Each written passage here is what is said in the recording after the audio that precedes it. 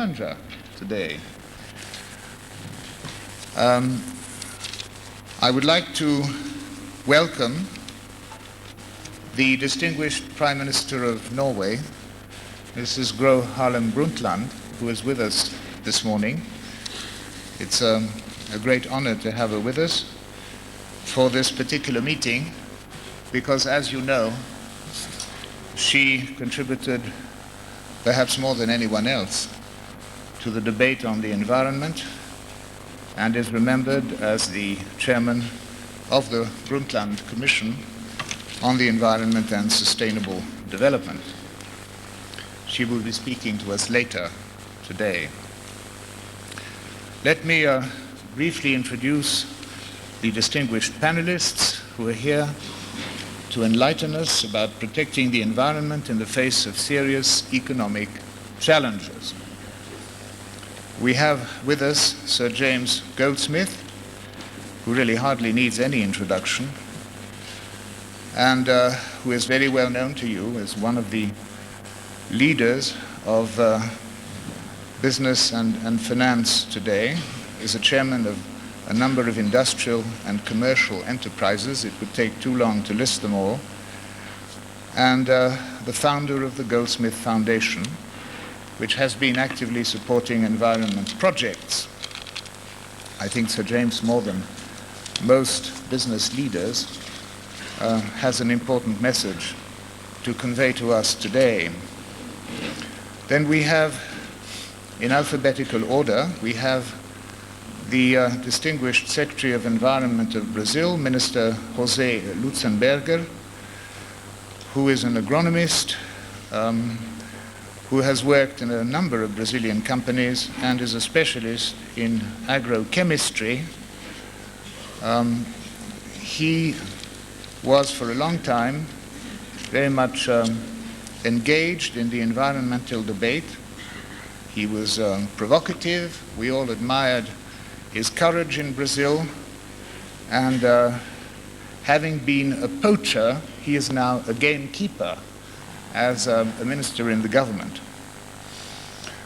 We then have with us the Commissioner responsible for environment, nuclear safety, and civil protection of the Commission of the European Communities in Brussels, His Excellency Marquis Carlo Ripa di Meana, who has come from Brussels to give us the perspective of the EC, and who I'm sure will be questioned by many of you on policies of the community regarding environmental issues. Then we have Stephan Schmidheiny, the chairman of UNOTEC, coming from a very famous Swiss family, known for its international activities worldwide in different businesses. Again, it would take too long to list. You can consult the participants' book. But let me just say that Stephan has had a very progressive attitude towards the environment. He is one of the key advisors of Maurice Strong and has created a foundation for sustainable development, which is actively involved in the preparation of the Earth Summit for Rio 92. He, like Sir James Goldsmith, is one of the businessmen who understands the challenge of sustainable development. We have with us, replacing the Minister for Environment of Germany, Mr. Clemens Strothmann. He is Secretary of State of the Ministry of Environment, Nature, Security of Atomic Energy.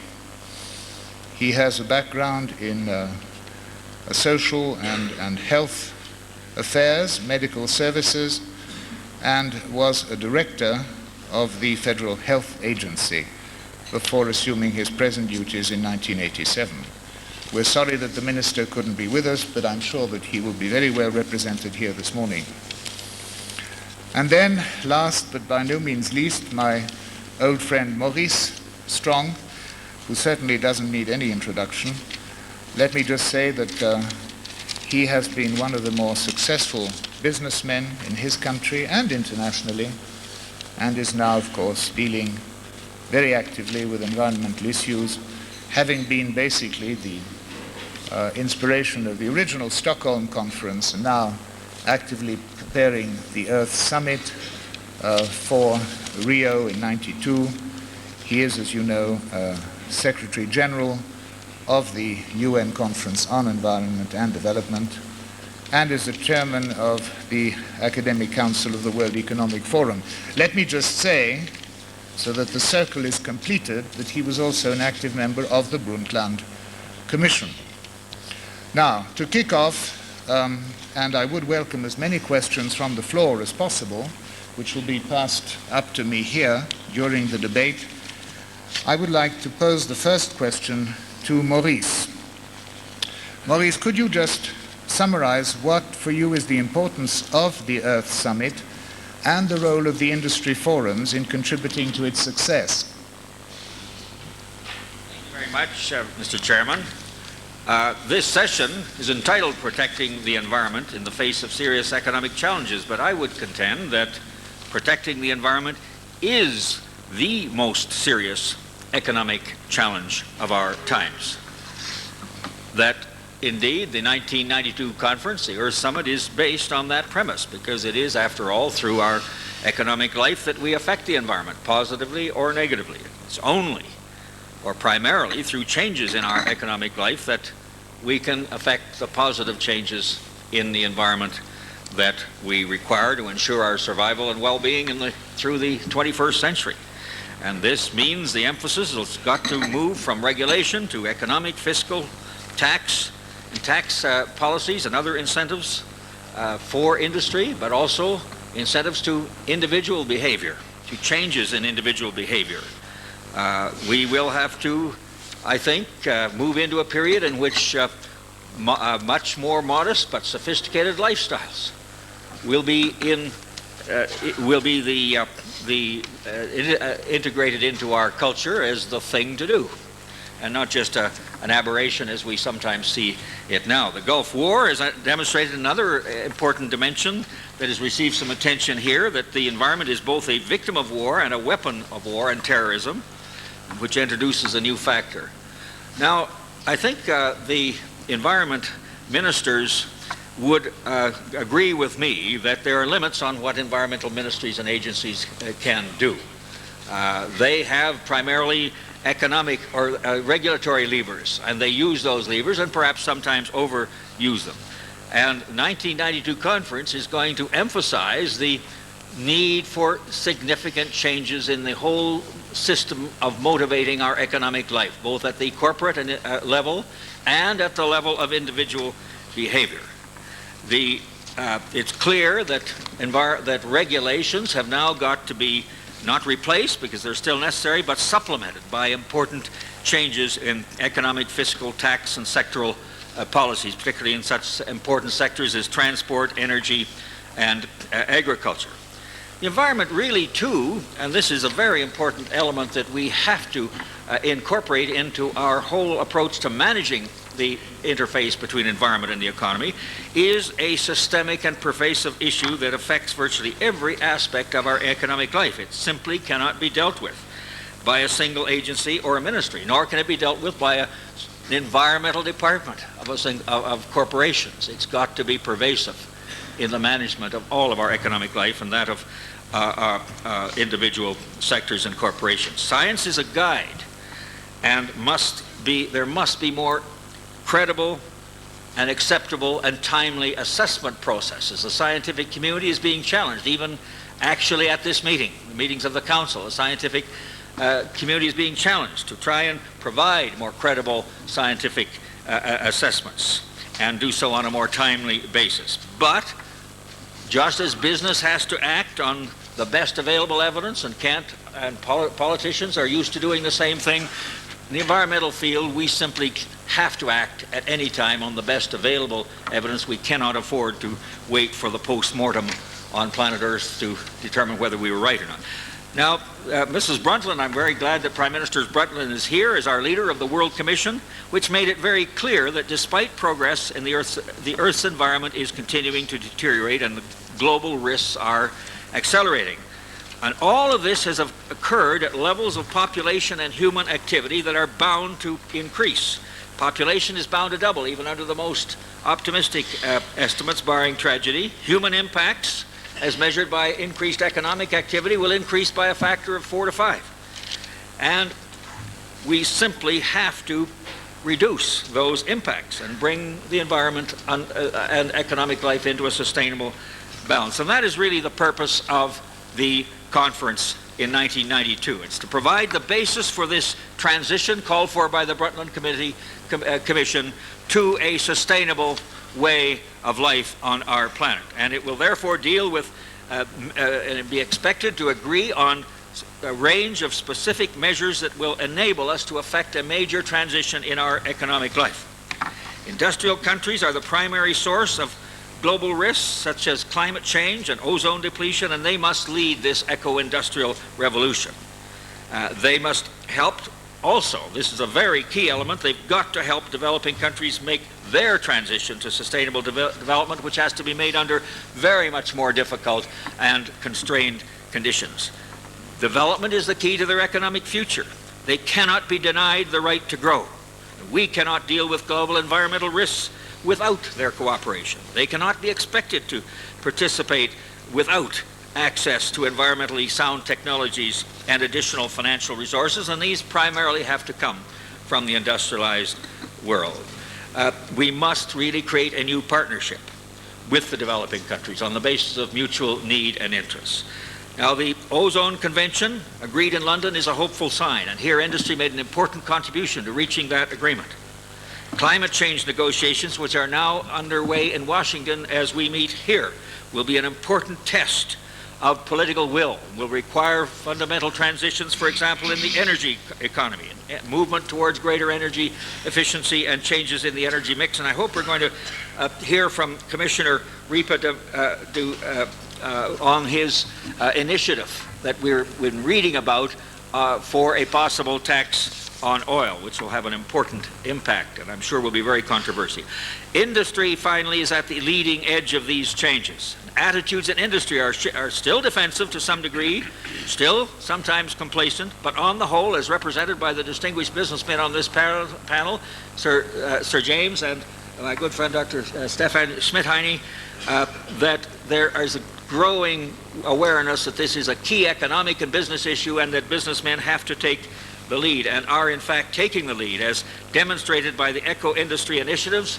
And I want to applaud Klaus Schwab and the World Economic Forum for initiating the eco-industry initiative and in integrating it into the work of each of the forums, which will provide a direct channel to 1992, will influence the proposals put in front of the governments at the Earth Summit in 1992, and hopefully will provide the basis for a new role by business after 1992 as principal implementers of the new movement towards a sustainable planet.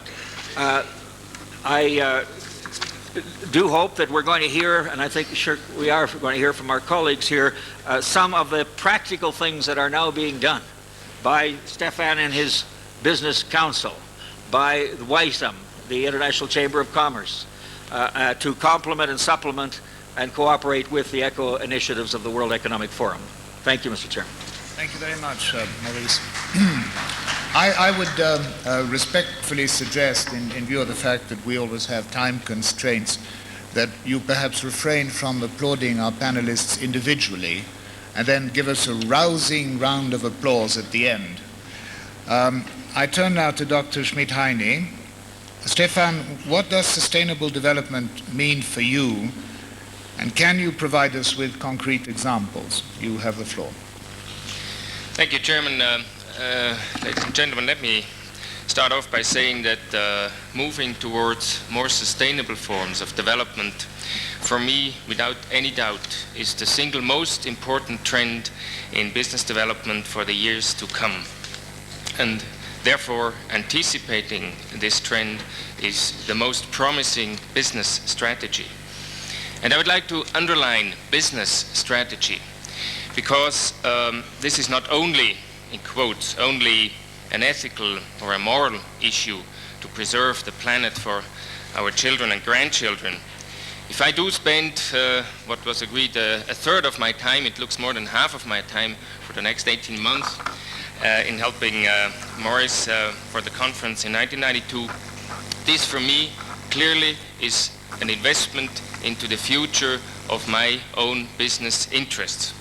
I have no doubt that the winners of tomorrow will be those who see this trend and accept it, and the losers will be those who either don't see it or don't accept it. Now, sustainable development by nature and by definition is a truly global concept. And it needs, therefore, some sort of a translation from this global dimension onto the level of the individual enterprise, maybe of various industry sectors. Maybe you look at this like, for example, we have democracy as a political order, and we have developed over the years a vision of corporate citizenships, which applies for the individual enterprise. Now, in looking for a definition for sustainable development applying to the individual enterprise, I think the most important thing is that we look at this in terms of a process and not of a state-of-the-art achievement. Because there is no such thing as black and white, sustainable or not sustainable. In very few cases it will be like this. It's a process, it's a continuing effort. It's moving towards a goal, and every day, day by day, making a step further. I think in view of time constraints, I'll try to be very short. I would name 5 major elements which I think an enterprise has to address in order to move towards more sustainability. Number 1 is, in a very general terms, to produce more added value with less input of energy and materials. And less, that's the continuous effort. Number 2, close processes, production processes, and reduce emissions. That's how it started off. A few years back, actually, the whole environment issue was end-of-the-pipe pollution control. We now know that we have to go much further than that. Number 3, going further is accept responsibility for the products you manufacture and sell, for their total life cycle. And that starts right with the design of products, of course the production process, during the useful life of a product, and then, very important, recycling, reuse, and of course, if inevitable, a safe disposal of products. Number 4, and this has been stressed many times by Maurice, share all the non-competitive know-how and your experience with your business friends and also with competitors, not only at home but abroad. And here I myself would underline 3 times, not only with the developed countries but also with the developing world. And number 5, involve as large as possible an environment community in your own efforts. Your employees, first of all, your customers, but also regulators, neighborhoods, the public at large. Involve them in designing your strategies, but also in what I think must be in the future a mandatory exercise, namely monitoring your process, assessing your progress, assessing results and shortcomings, and share that not only with your own business, but with all those who are interested to contribute to your progress. Thank you, Mr. Chairman. Very much, Stephan. I must say we are keeping up with the schedule in the most admirable way. I congratulate our panelists. My next question is for State Secretary Strootman. Mr. Strootman, do environmental policies, in your view, require completely new relations between business and government? Do we need a change in the fiscal system, a new approach to incentives, and so forth? You have the floor, sir.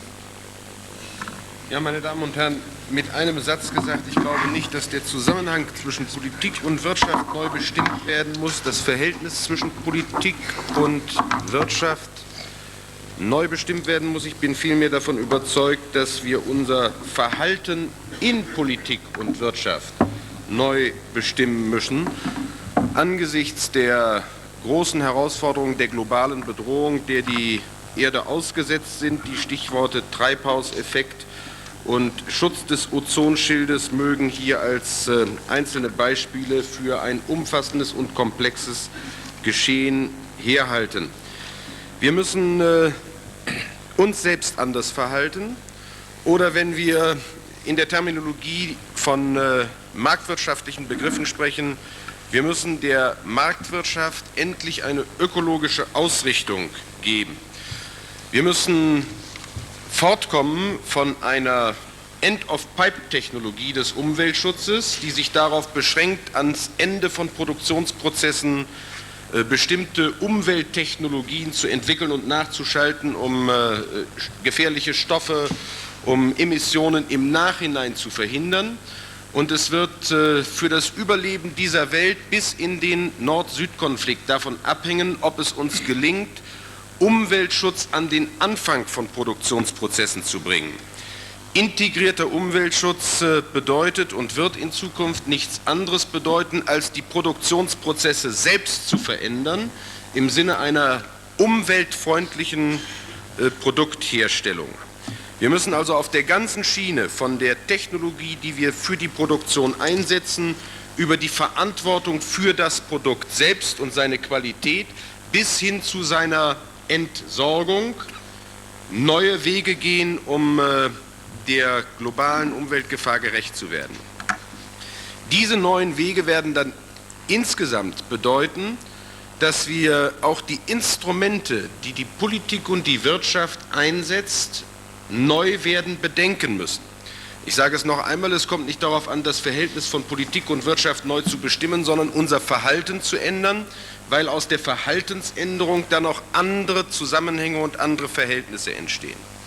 Von diesen Instrumenten will ich in der Kürze der Zeit 4 vorstellen, die ich für bedeutend halte. Ich will dies vor die Klammer gezogen mit einem aus meiner Sicht entscheidenden Punkt für alle 4 Instrumente versehen. Wir dürfen keines dieser Instrumente isoliert und für sich betrachten.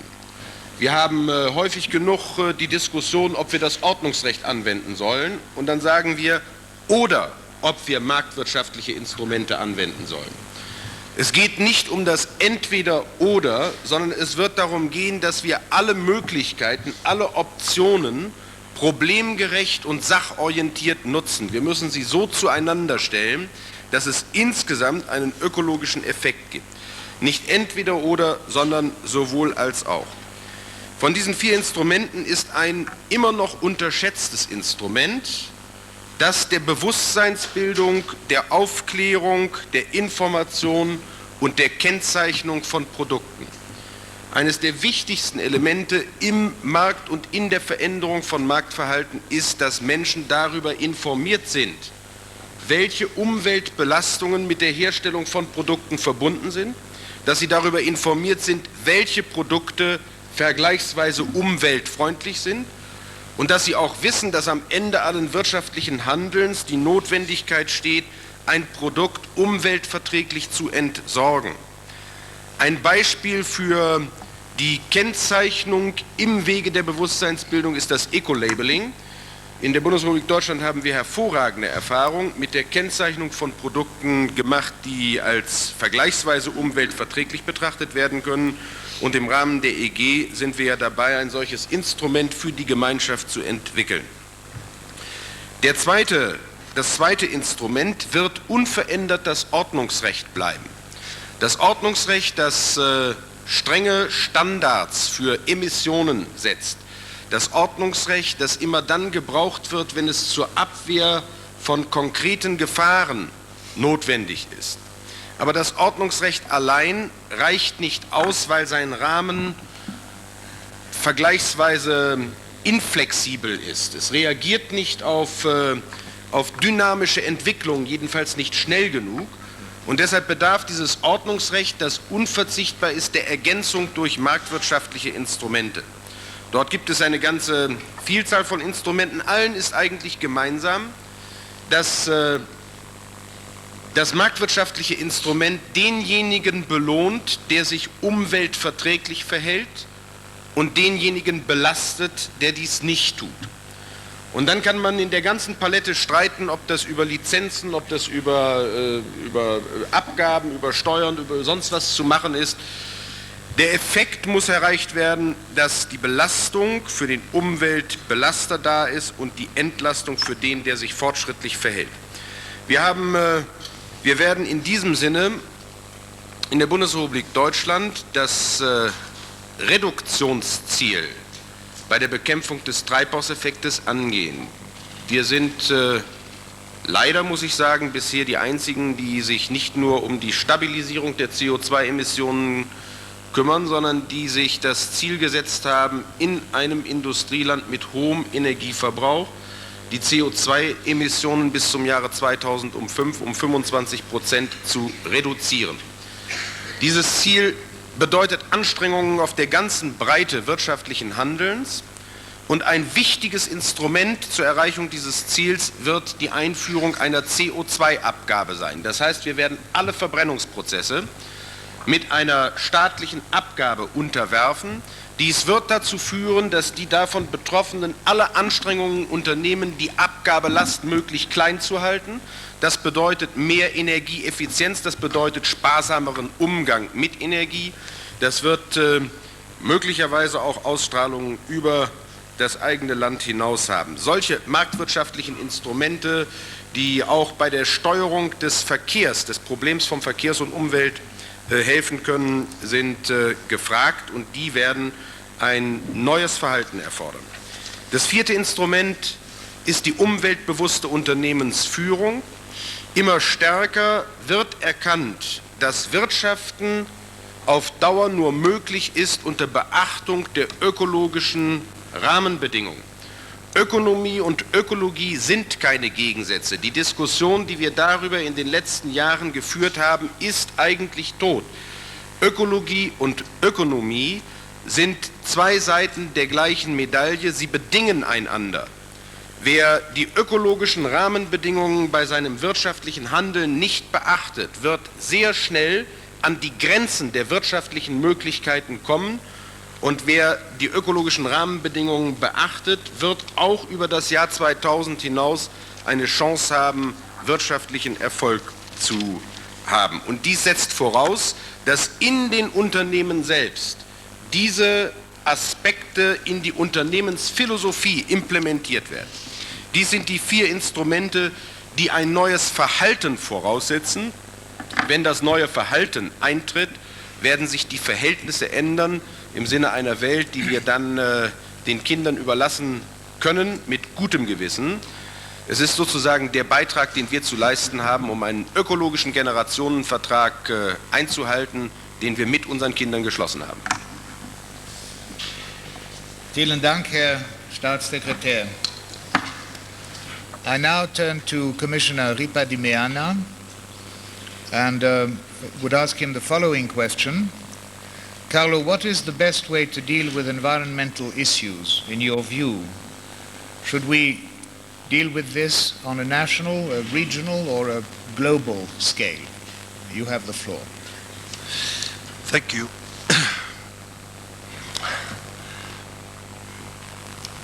In the past decade, it has become increasingly evident that certain problems are common or global problems and can only be tackled successfully by a concerted effort on a global scale. Here I think in particular of problems such as the depletion of the ozone layer by CFCs and other gases, and the phenomenon of global warming caused by increasing emission of CO2.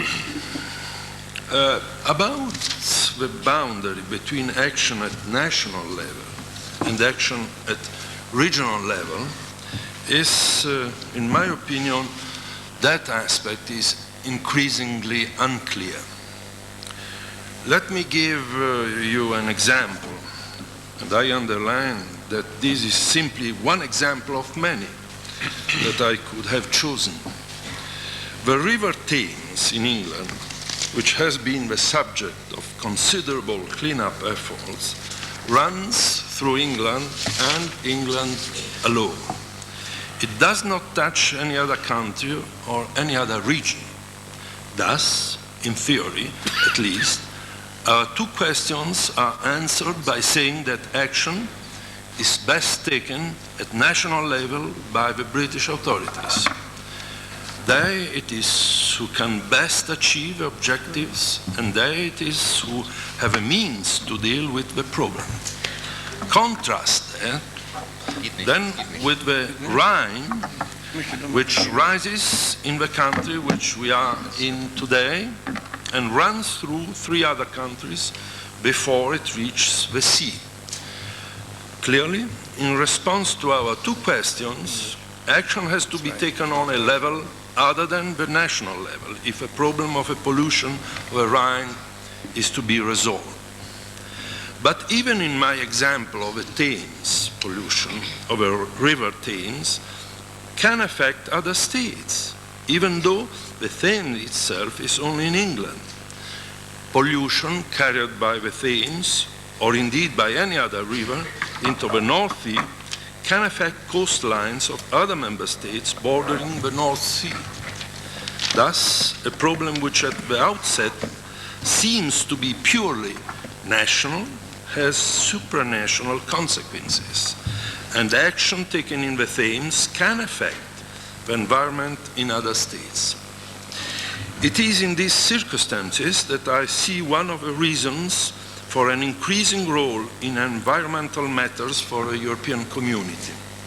The community provides an ideal forum in which problems such as those two which I have just referred can be analyzed, assessed, and solved. The community in its treaty has a clear environmental competence, and so legally binding solutions can be adopted by the Council of a community at a community level. The community contains within its frontiers a wide variety of different types of environment and also a number of member states at a different stage of environmental development and a different level of environmental awareness. Another of a community's vital role is therefore by making use of environmental know-how and experience of environmentally more advanced states to seek to influence the states which are environmentally less advanced. Indeed, in many member states of a European community, the only basic environmental legislation which exists is the environmental legislation adopted by a community level. That European community legislation proved a double catalyst, therefore, both within the community and in the international sphere. Another important reason for the taking of environmental decision at a European community level is provided by the move towards a full internal market by the end of 1992. Clearly, that internal market, by increasing trade, transport, by increasing the movement of persons, could lead to substantial environmental degradation.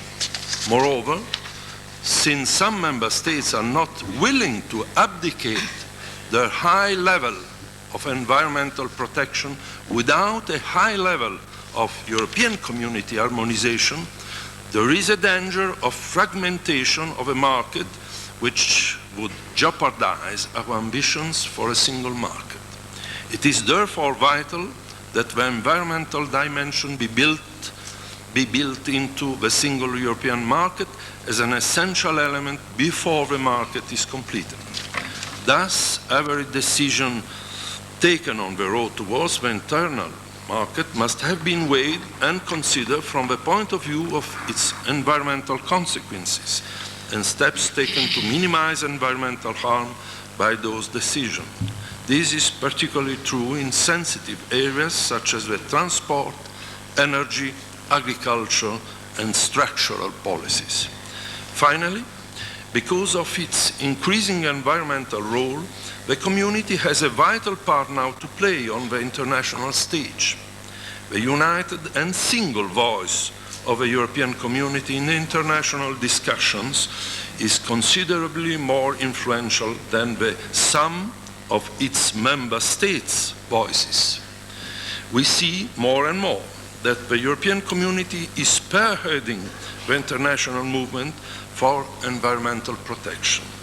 I take as an example the Conference on Global Climate Change, where the European Community's decision to fix CO2 stabilization by the year 2000 followed quickly as it was by the same decision by EFTA countries, gave to the conference considerable impetus and shifted the limelight of the discussions onto the unwillingness of the United States of America to adopt any such stabilization date. Thank you. Thank you very much, Carlo. We will certainly get back to many of the points that you raised during the debate. My next question goes to Sir James. Why does it need a personal commitment, Jimmy, on environmental issues in order to really get change? You have the floor. Generally speaking, business and government respond to public opinion. They're followers, not leaders in environmental matters. Environmentalism is perceived by business as no growth or anti-growth, and as a great expense, difficult to afford in good times, and just about impossible during a recession. And it is true that part of the ecological movement rejects industrialization itself. But the vast majority of those concerned seek a form of industry which ensures reasonable prosperity without inflicting unacceptable damage on the environment, either physical or social. And this cannot be achieved by technology alone, no matter how creative. Technology is a tool, an instrument, and its effects will depend on the wisdom of those who use it. The greater its power, the greater the opportunity to improve or to injure. And that is a very broad consideration, too broad for today, so I'll concentrate my answer on the more limited subject of running our economy in a less environmentally damaging way. Currently, the US uses about twice as much energy per unit of output as does Japan. And Japan's standards can still be much improved.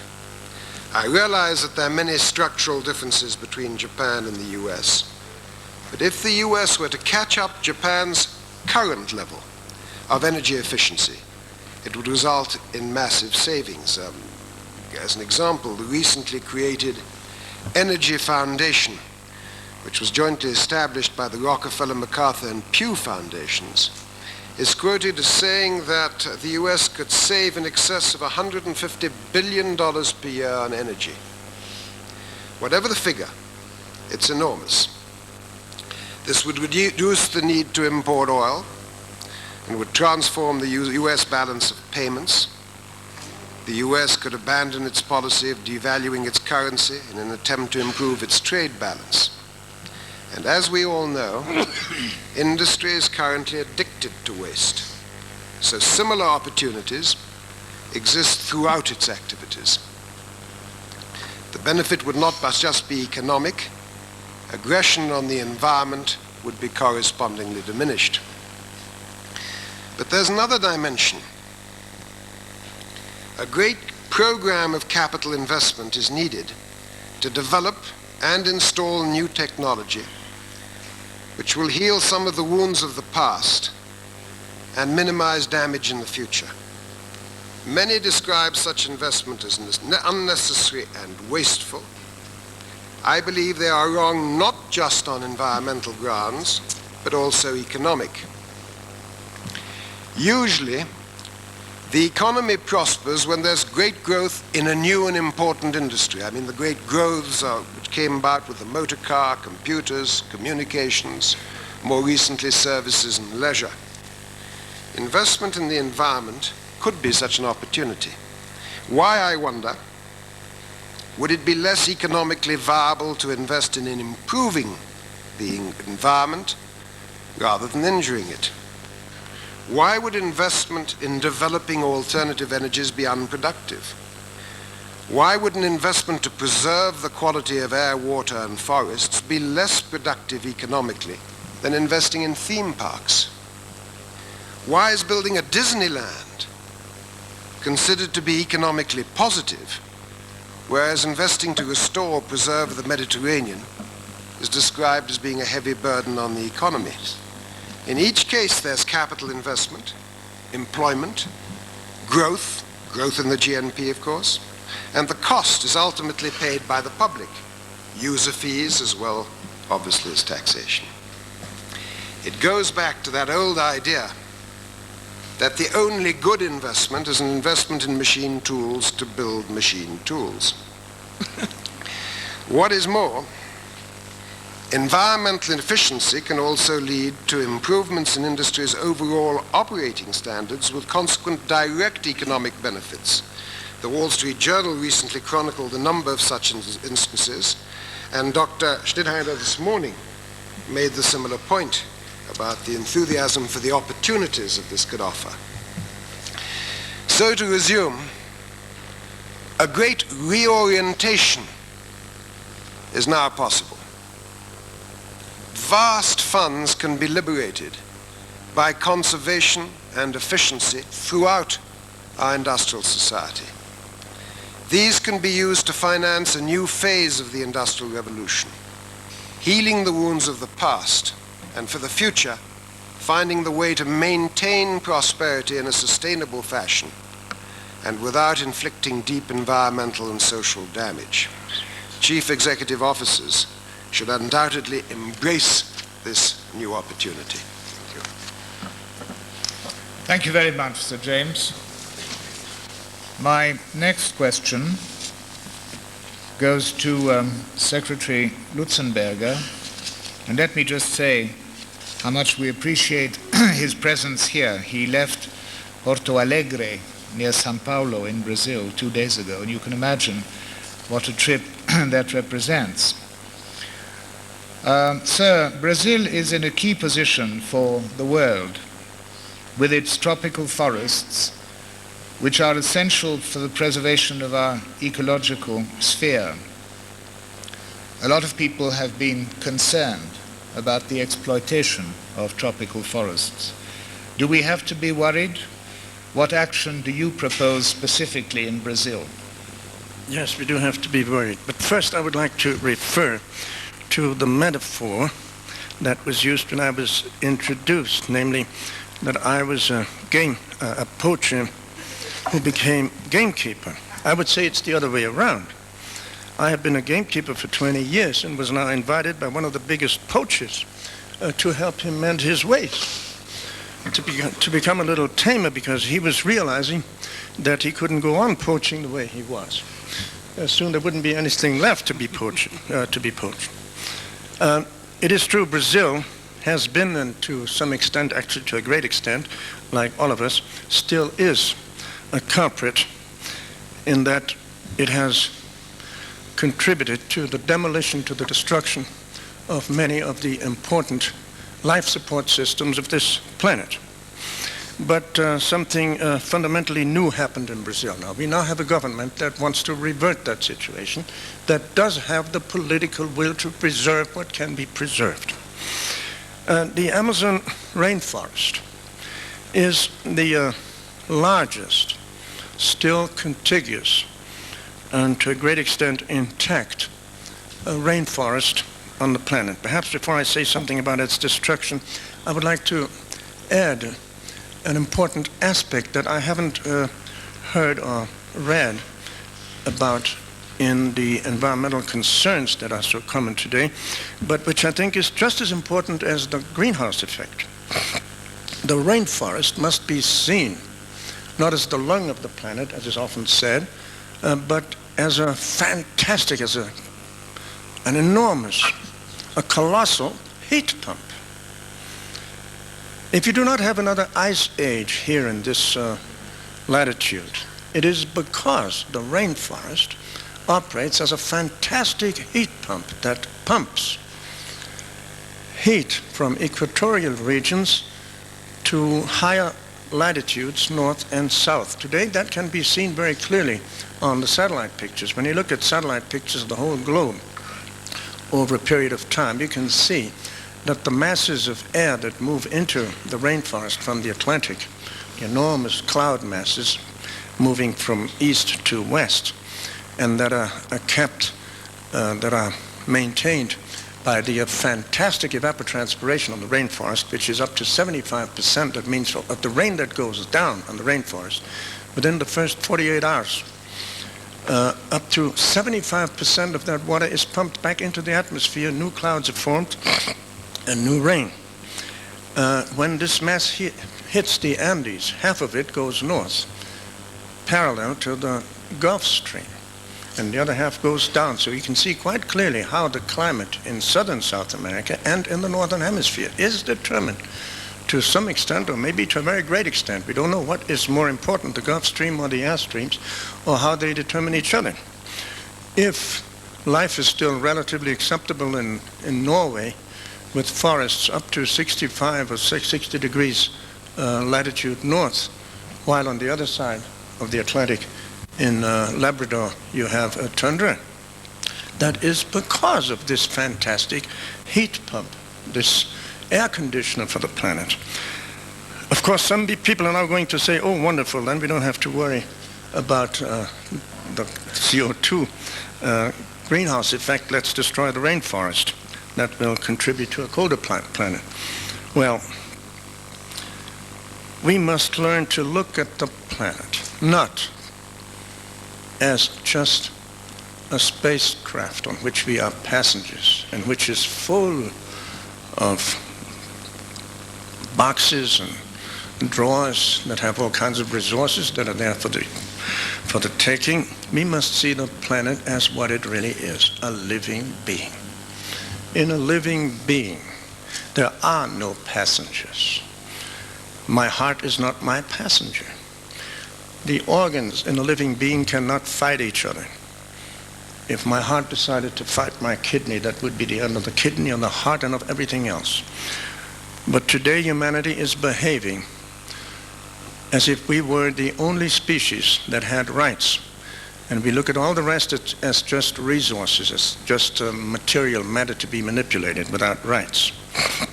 Well, in the case of the rainforest, to come back to it, in the last 3 decades, and especially in the last decade, an awful lot of devastation has occurred, yes. The latest figures that we have now give us about 400,000 square kilometers of land already cleared. That is about the size of France. If I'm not mistaken, France is about 500,000 square kilometers. And what must we now do? Well, first of all, we must take measures to stop the devastation of what is still intact. And this is the declared will of our present Brazilian government. But it is easily said, not so easily done, because there are tremendous forces against it.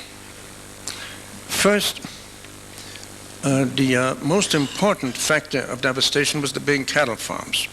We have that more or less under control now, because most of these cattle ranches made no economic sense. They made economic sense to the owners only because of government subsidies and tax exemptions.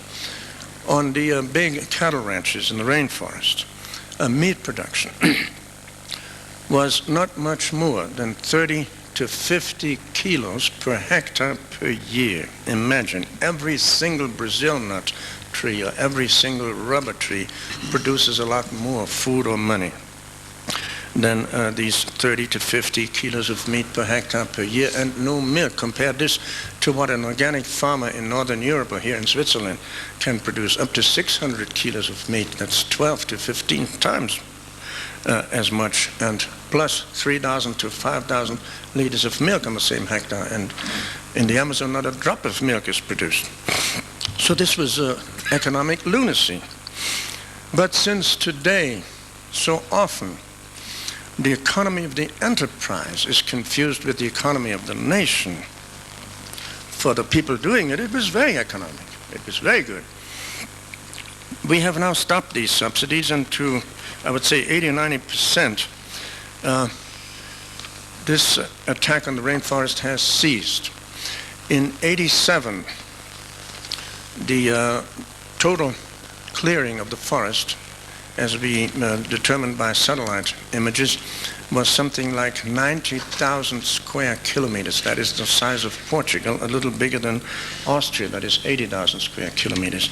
I don't have the figures for this year yet. I will have them by the end of March. It's quite a difficult thing to establish because we have to compare satellite images of last year with images of this year. And since the devastation is not all in one piece, but thousands of small clearings, it is not very easy. But by the end of March, I will have the figures, and I have the impression that last year, 1990, a total clearing of forest was closer to 5,000 square kilometers, a little bigger than Luxembourg, which is still a calamity. It's an awful devastation, but compared to what it was in '87, and in '87 it was growing exponentially. Now it's decreasing exponentially. It is progress, and I hope we can keep it that way, and we need the help of the whole world to continue in our endeavor to stop devastation. But we must also find alternatives. On these 400,000 square kilometers of land already cleared, where the forest is already gone, there are people settling there. In some areas, such as in Rondonia, where with World Bank money, that is with taxpayers' money from the so-called First World, small farmers were settled. We have hundreds of thousands of small farmers today who can only survive, since these are the only methods they know, the methods of clear cutting and burning, who can only survive by cutting down more forest every year. And I cannot tell one of those small farmers, stop burning, stop clearing. It is like giving him a rope and telling him to hang himself. So what we have to do now is set up extension services to teach these people to recuperate the natural fertility of their soils. As you all know, the soils under the rainforest are among the poorest soils in the world. Not only are they poor in nutrients, they have no nutrient holding capacity. So, I would say, fortunately, the methods of agrochemistry don't work. We must teach these people how to handle their soils organically, with crop rotation, organic fertilizer, companion planting, permaculture, and so on. But the existing extension service is completely trapped within the paradigm of agrochemistry. Most of our young agronomists can only reason in terms of what pest do I have, therefore I have to use such and such a poison. Or how much NPK in the form of water-soluble, highly concentrated salts they have to use.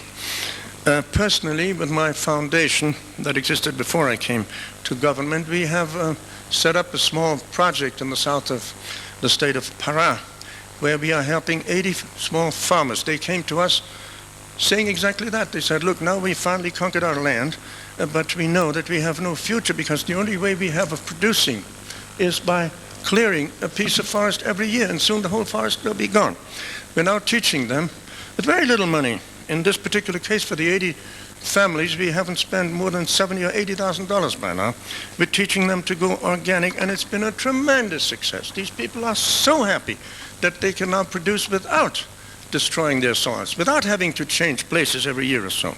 So this is one of the important things that we have to do. We have to teach the people on the land already cleared to stay there, to recuperate the fertility of their soils. And this can only be done with the methods of organic farming. We know the methods, but we have to train the people who can teach it.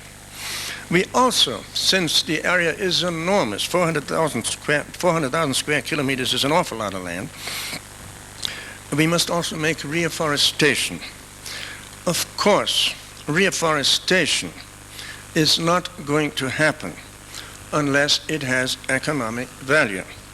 We're now going to start in the Carajás region, where out of 200,000 square kilometers, 100,000 have been cleared, mostly by ranches and some of it by steel mills for charcoal. We have to make reforestation there.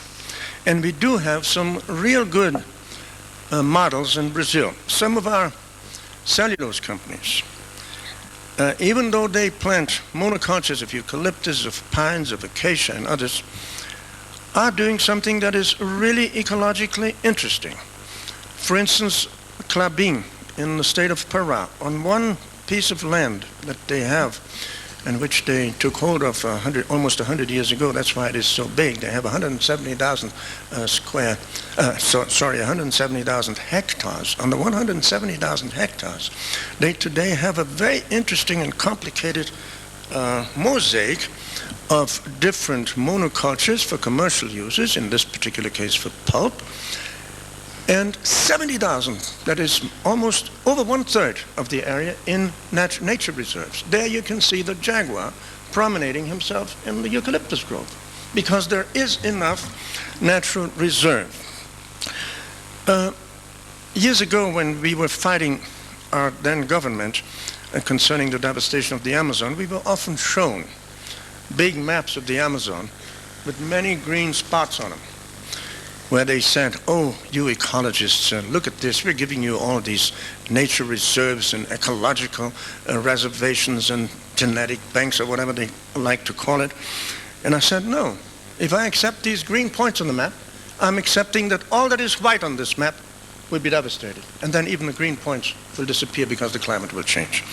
So, in fact, just making nature reserves of a few percent of our landscape, I would consider this, to me it looks obscene.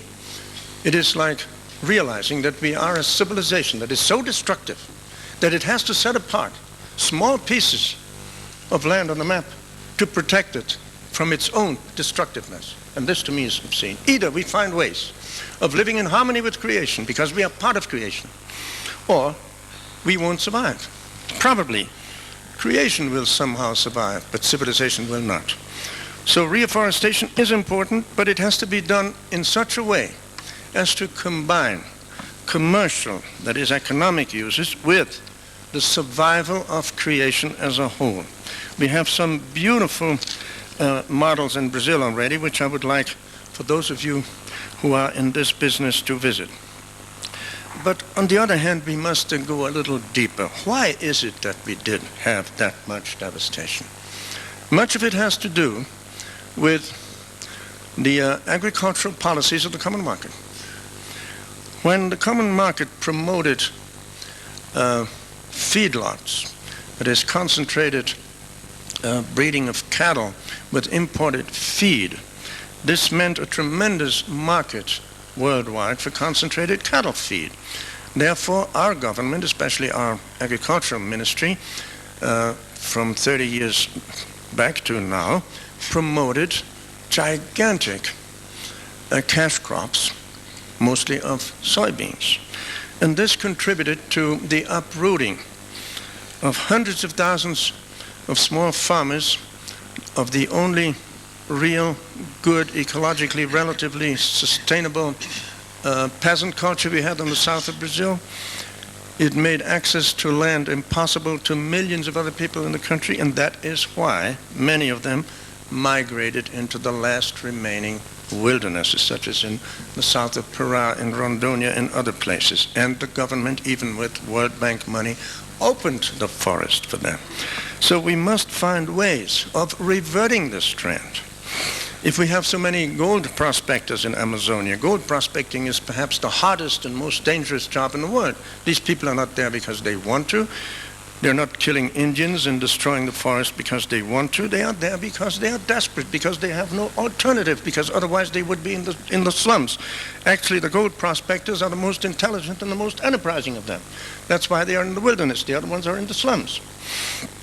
So we must find ways of changing our economies, our economic model in such a way as not to contribute to the mass marginalization, the mass uprooting of people, such as is happening in Africa and South America and all over the so-called third world. We must reorganize our agriculture, get away from big agribusiness, back to a more peasant-like agriculture, more decentralized and more integrated into the ecosystem. As was already mentioned, we need a new energy policy. In Brazil, we were in the habit of building gigantic dams. Let me mention just Tucuruí. Tucuruí flooded more than 2,000 square kilometers. We now find out that another 2,000 square kilometers of forest is dying because of the high water level. Two Indian tribes, were annihilated. For them, it's the end of the road. Thousands of rubber tappers had to leave their world. The Brazilian public will now have to pay $6 billion of additional debt for that monstrous dam. And where does all that electricity go? The electricity goes to the big aluminum mills, and it is delivered to them at a subsidized price. So the Brazilian people will never pay for that dam. They will always continue paying for it. That debt will never be paid. And what do these aluminum mills make? Export aluminum at a low price so you here in Europe can waste it for such stupid things as, let's say, beer cans for one use that go right on the dump. Or even if they are recycled, it means tremendous energy use. So we must really rethink our ways. The revolution must come first from the first world. And it is not a question of just technical fixes, as was said before, end of the pipe. We have to rethink our ways. We have to look at our economic doctrine. And this means that we must re-examine our world picture, as I've said at the beginning. We look at the world today and see only resources that are there for the taking for whatever whim of ours. No, the world is not a heap of resources. And the other creatures are just as important as we are. The world is a living system, is a living organism, and we are part of it. We are only one of many organs. And either we learn to behave in such a way that we integrate into the system, or the system will throw us out. Thank you. Very much.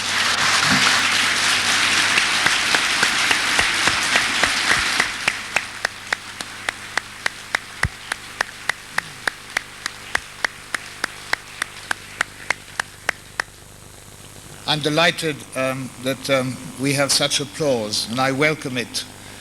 Now that the initial statements have been delivered, I think we all look forward to a spirited, provocative, and controversial debate.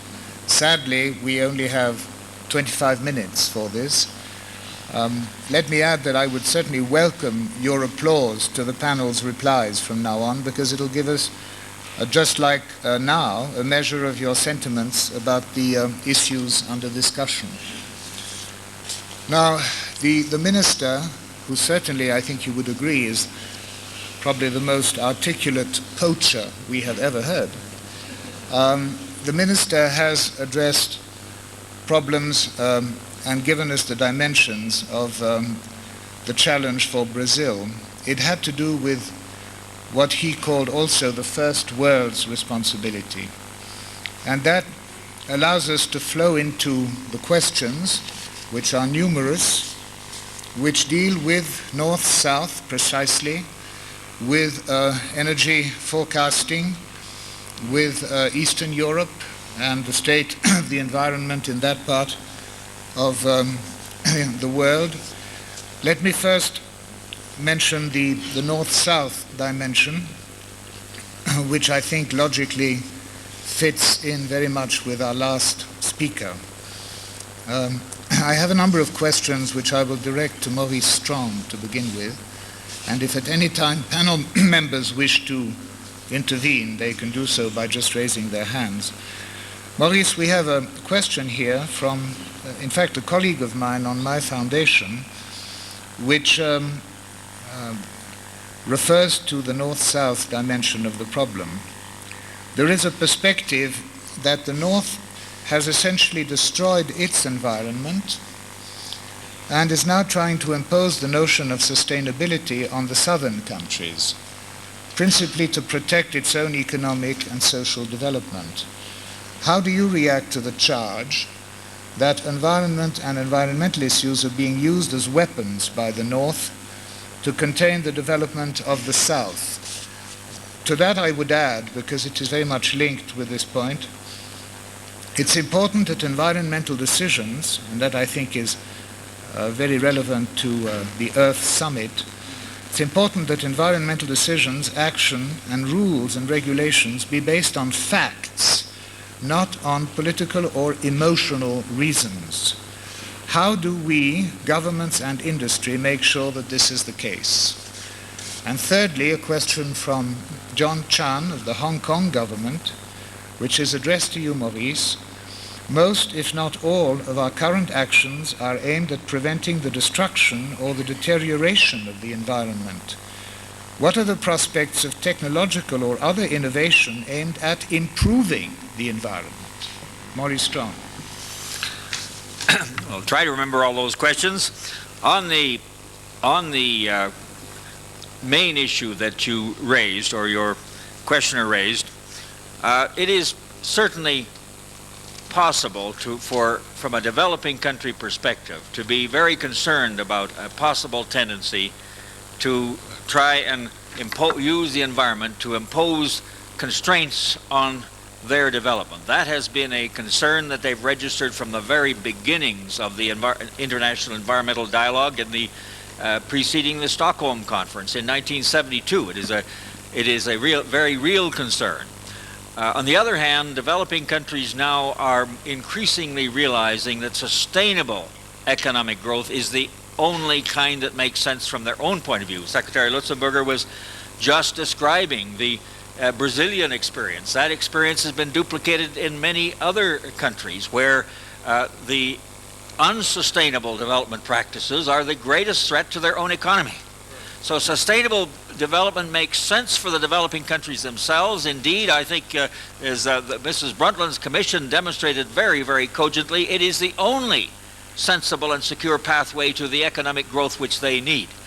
Now, the North needs to set an example. It doesn't. Every time you get into a discussion, one of the first things that come up is, isn't the population growth in the developing countries the primary concern? Of course it is a concern. It's a tremendous burden on them, on their economies, and eventually the increasing demands on the environment and resource base by the increasing population of the developing world will in fact impose major new demands on the Earth's environmental systems. But we in the industrialized world have got to recognize that the primary global risks we face come from our economic growth, from our misuse of energy and other resources. Now, paradoxically, I think the questioner mentioned that in fact we've destroyed our environment in the industrialized world. We've done a lot of destruction, but the major destruction to the Earth's environment now is occurring in the developing world. While we've cleaned up some of our rivers and streams, while we've cleaned up some of the air and water pollution in our urban areas, in our great cities, some of the most polluted areas in the world now are the great cities of the developing world. So while we haven't cured all our problems by any means, we're still contributing primarily to such global risks as ozone depletion and climate change. The developing countries becoming increasingly devastated in environmental terms, and that is a threat to their economic development as much as it is to the global environment. The other, just quickly on the other two, the facts, not emotion, yes, but as I mentioned in my introductory comments, we have to do a better job of getting the credible views of scientists and those who can better help us better understand the state of the science, the state of knowledge. But we cannot any more in the environmental field than we can in business or in politics. Wait till all the facts are in. That just simply isn't feasible. We've got to act on the best information we have, and we have to improve the quality of that information, no question of that. But don't dismiss emotion. Emotion is also not a bad guide occasionally. Some of the most important decisions we make in our personal lives. Who does a cost-benefit ratio before they get married, for example, or have children? The last question, what was it? I just forget. Sadri, what was the last question? The last question is that we spend a great deal of time and effort in protecting our environment, but what are we doing to improve the environment with technical fixes and other breakthroughs for the future? Most of the emphasis has got to be on prevention. It's for the developing countries, again, it's the only real option. They simply can't afford to deal with the issues after the fact. They simply can't afford to do that. We can't either, really.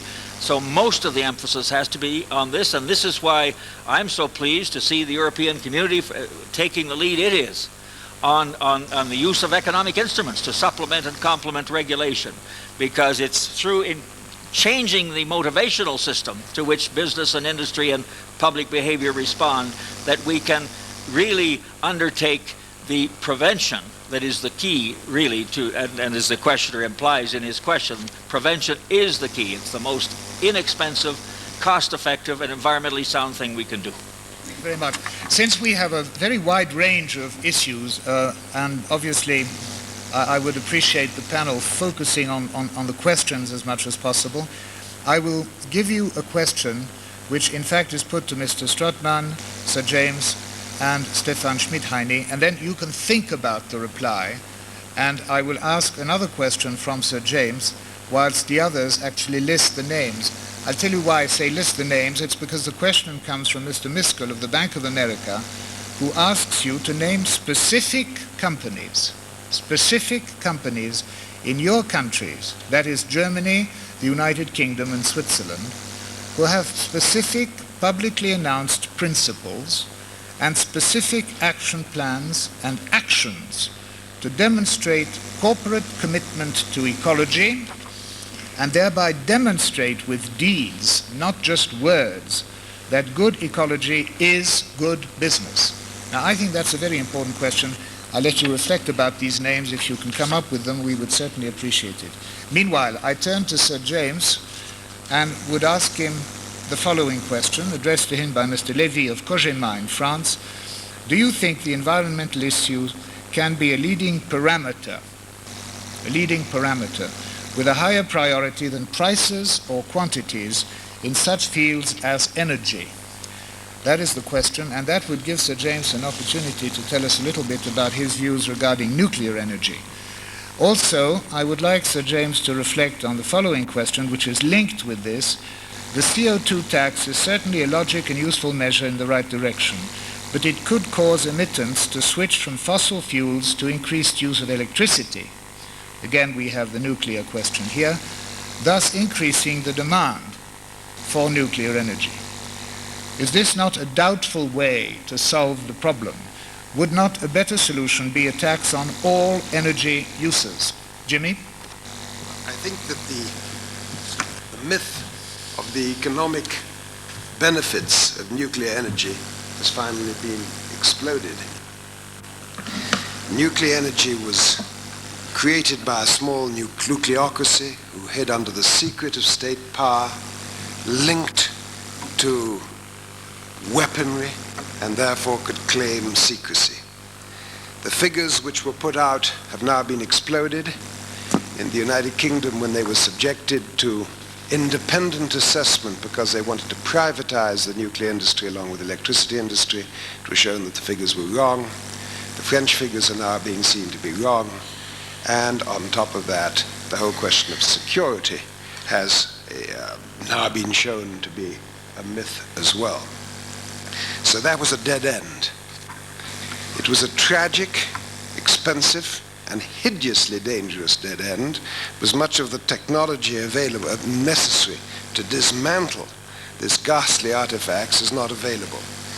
So it's going to take us years of extreme danger and immense cost to get rid of the stuff. It was a typical example of when governments capture a whole new process, and which fits in so well with government, a small bureaucracy dominating vast power in secret. Everything a government adores doing. So what should have happened is that the enterprise, the creative capacity of thousands and hundreds of thousands of individual people and companies should have been used to develop alternative sources of energy. What they are, I have no idea. No one person knows it. No one organization can say it, thank God. What it is, it's the result of the work of a large number of people working freely and each following good or bad causes until something is found.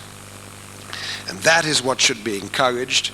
The monopoly should be taken away from the nucleocrats. The money should be spent, last investment, on dismantling this horror. And now we should be allowing, liberating creative causes to find, creative people and companies to find new and alternative methods. The CO2 tax, I can understand its purpose. I was talking to the Commissioner last night about it. I can understand, as I say, why you want to do it. I think we're both terrified that it will give the excuse to the nuclear energy, yet another one. The first excuse was economy, that's exploded.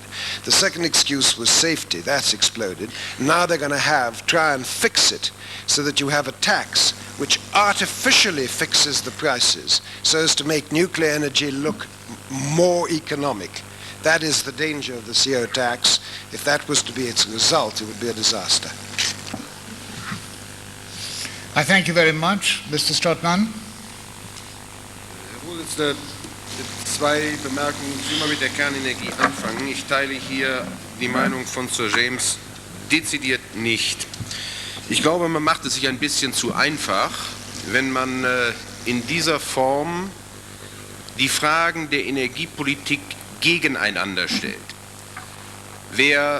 Und das ist das Ergebnis der Diskussion der letzten 10 Jahre, wer die Nachteile der einen Energiequelle ins Feld führt, um Vorteile anderer zu unterstreichen, wird am Ende eine Akzeptanz für keine Energiequelle mehr haben.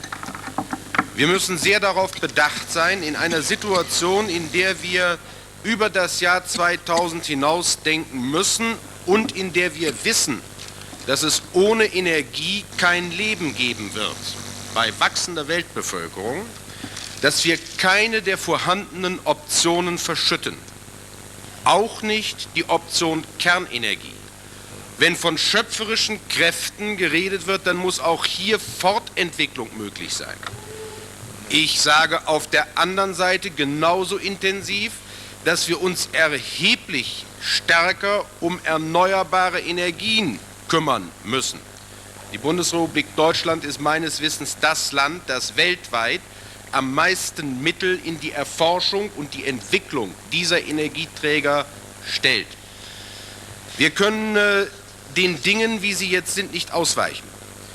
Die CO2-Abgabe ist nicht eine Abgabe zur Belastung der fossilen Energieträger. Als wir die Großfeuerungsanlagenverordnung machten, um die Emissionen der fossilen Energieträger einzudämmen durch strenge Standards, hat niemand gesagt, es sei eine Belastung der fossilen Energieträger, um die Kernenergie zu präferieren. Und auch die CO2-Abgabe ist nicht dazu da, um die Kernenergie zu präferieren, sondern sie ist dazu da, um weitere Entwicklungsmöglichkeiten zu machen. Und ich habe das vorhin, weil der energiepolitische Teil in meinen knappen Ausführungen nicht in der Fragestellung enthalten war, ja auch nicht gesagt. Wir haben natürlich auch die Kernenergie dabei im Auge und die Kernenergie wird in der Bundesrepublik Deutschland parallel zur CO2-Abgabe ebenfalls belastet, zusätzlich. Und zwar dadurch, dass wir bisher eine von Staatswegen übernommene Haftungsfreistellung wegfallen lassen, ersatzlos. Bisher ist ab einer bestimmten Risikomarge der Staat unmittelbar in die Haftung gegangen. Parallel zur CO2-Abgabe werden diejenigen, die Kernenergie betreiben, das Haftungsrisiko vollständig selber tragen müssen. Dies führt zu einer zusätzlichen Belastung auch der Kernenergie, damit dieser Argumentation auch glaubwürdig der Boden entzogen wird. Es geht also nicht darum, die Kernenergie außen vor zu lassen. Es geht auch nicht darum, sie jetzt massiv zu pushen, schon gar nicht unter den natürlich vorhandenen abstrakt hohen Risiken, die wir sehen. Aber es geht schon darum, dass wir jetzt keine Option zumachen und jede Entwicklungsmöglichkeit weiterverfolgen. Ob wir sie nachher nutzen, ist eine zweite Frage, die entschieden werden muss. Das ist die alte Frage, ob der Mensch denn alles tun darf, was er kann. Aber die Antwort auf diese Frage setzt doch voraus, dass wir zunächst einmal wissen, was wir können, um dann verantwortbar entscheiden zu können. Der zweite Teil war der, die Namen von Firmen und die Listen von Firmen anzugeben. Ich bin dann gern bereit, das zu vermitteln. In der Bundesrepublik Deutschland gibt es einen bedeutenden Unternehmerverband, der sich ausschließlich mit der ökologischen Fragestellungen im Unternehmen beschäftigt und die jeder für sich, teils in der Strukturveränderung ihrer eigenen Unternehmen, teils in der Veränderung ihrer Produktlinien, die ökologischen Belange nach vorne bringen. Ich will ja auch keine Reklame für den einen oder anderen Unternehmer machen, der mir jetzt im Kopf sitzt, aber richtige Entscheidungen, um ein Beispiel zu nennen, ist zum Beispiel die, dass eine der bedeutendsten Handelsketten in der Bundesrepublik Deutschland mit einem Vorlauf von 12 Monaten den Lieferanten gesagt hat, wenn ihr nicht bis zum 31.12.1991 drastisch das Verpackungsmaterial umstellt, auf überflüssige Verpackungen verzichtet, Mehrwegsysteme nutzt, dann werden wir mit der Marktmacht, die wir haben, eure Produkte aus dem Sortiment auslisten. Und diese Unternehmenskette setzt dies um. Sie setzt dies um. Und dies führt zu Veränderungen des gesamten Marktes im Sinne einer ökologischen Ausrichtung von Marktwirtschaft. Ich bin also gern bereit, das dann im bilateralen Gespräch auch noch mit Listen zu unterstützen. I thank you very much, Mr. Stratman. Again, if I can appeal to the panel to be as brief as possible in their answers. We only have 7 minutes left. My next question is to Stephan Schmidheiny, which will give him an opportunity to also give us his views briefly about the energy problem. First of all, we would also appreciate answers to Mr. Miskel's question about companies. But here, Stephan, we have a question about the role of the banks in view of your association with the banking establishment in Switzerland, and this also applies to Sir James, of course. No one has mentioned the banks on the panel. Many would argue that they are fueling environmental destruction. Multinational banks are now sensitive to the charge, but what about the privately owned financial institutions? What can be done to awaken them to the new opportunities that environmental sustainability represents? Or are their days numbered? Stephan. Well, I think this is a very pertinent question. Indeed, we have been discussing it in our effort to compose this Business Council on Sustainable Development. I think roughly speaking, you have 3 types of business activities. Those who have been exposed to environmental problems for many years or decades, like typically the chemical industry. And obviously, by necessity, they have become aware of the problems and have made a lot of progress. There are some who just are getting aware of them, are confronted with problems as a new challenge to them, and others may not have been specifically challenged, and I think the banks are amongst them. And frankly, I'm certainly going to raise this question with bankers. How much longer do you think you can, for example, make a credit risk assessment without taking into account the serious threat or the chances which are going to be posed to business enterprises because of the environmental issue? Maybe I take this opportunity just to mention, to answering the question about specific companies. I'll give you 3 names in Switzerland. I try to avoid those where I have a personal interest. 3 names. One rather small private company manufacturing cheese. Company is called Bayer, which has made a very impressive, comprehensive program of the product development and total quality of environmental management in their family enterprise. Second one is Vetropack. Vetropack has introduced, by its own decision, a scheme of glass recycling, which to my knowledge is unmatched in the world. I think in Switzerland, of all the glass bottles sold, nearly 80% or maybe more today has been recycled thanks to the efforts of this company. And then one of the multinationals, I think Ciba-Geigy, and the chemical and pharmaceutical field is certainly well advanced, has clear-cut policies, and in the same range of companies, a very big company, I would mention Migros, which is also one of the retailer and has introduced environmentally compatible products, has been pressing on its suppliers, has been working with its employees. I think these are three specific examples which also are important for the rest of us, because now has been formed an association. They call it Association of Ecologically Conscious Enterprises, and they do a lot of very useful work in exchange of experience, but also in communication, educating the public. And I think this is of utmost importance, that those business leaders who have still rather negative view in looking at the environmental challenges, that they see that successful companies are very active in this field, that they see this being concerned with the environmental question can be and indeed is a successful part of a business strategy. I think this peer pressure in a positive way is one of the best motivating factors to changing attitudes. Very much, Stephan. Now, I'm very sorry that again we're running out of time, but I would like to give each of the panelists an opportunity to answer questions. So I would ask first the Minister from Brazil, Mr. Lutzenberger, to respond, and then we would close with Commissioner Ripa de Meana. Mr. Lutzenberger, we have a number of questions here which are linked very much with your country.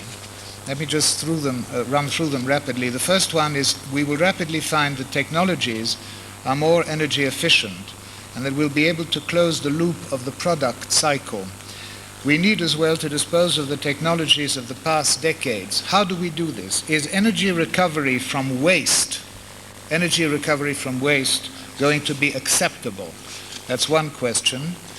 And then we also have a question about Brazil. Have you considered replacing your labor with the resources of a unitax? Unitax, I think. The handwriting here is very difficult. The import and export will give a world lead to your own benefit. This has to do with some form of taxation, but I'm not absolutely certain what unitax refers to. The other question, which is in French, refers to the destabilization caused by large dams and the increase of the debt. How much do you estimate the volume of the funds invested in the dams? There are figures here which I'm afraid I can't make out. 5% of the total of the debt on the funds committed to the dams. In other words, can these be recovered? I think that you have already answered that by saying that they will never be paid for, but maybe you wish to elaborate. Mr. Lutzenberger. Well, to mention dams first, some of them were so stupid, as for instance the Samuel Dam in Rondônia and the Barbina Dam in the state of Amazonia. The other day I was flying over Rondônia with the president, and I told the pilot of our helicopter to make a small detour so I could show the president the lake of the Samuel Dam. It was not easy to find the lake because the lake still looked like forest, except that the forest was gray, because the depth of the dam, of the lake, was so low, it was only 45 meters, that the forest had been only partially flooded. You had only the dead trees to see. Only right next to the dam itself could one see a lake of about 100 or 200 hectares. I showed the president, look down there, I said, this dam produces 100 megawatts. It flooded 900 square kilometers. This means that for every electrical shower, and this is the way we usually bathe in Brazil, for every electrical shower we have 2 hectares of forest flooded. And the Balbino Dam is even worse. 5 hectares per electrical shower. So these dams were made not in the interest of the people, but in the interest of the contractors and the corrupt politicians who take kickbacks from them. So that is the logic of this kind of meager technology, and that's why we don't want to continue with that. What we need is a decentralization.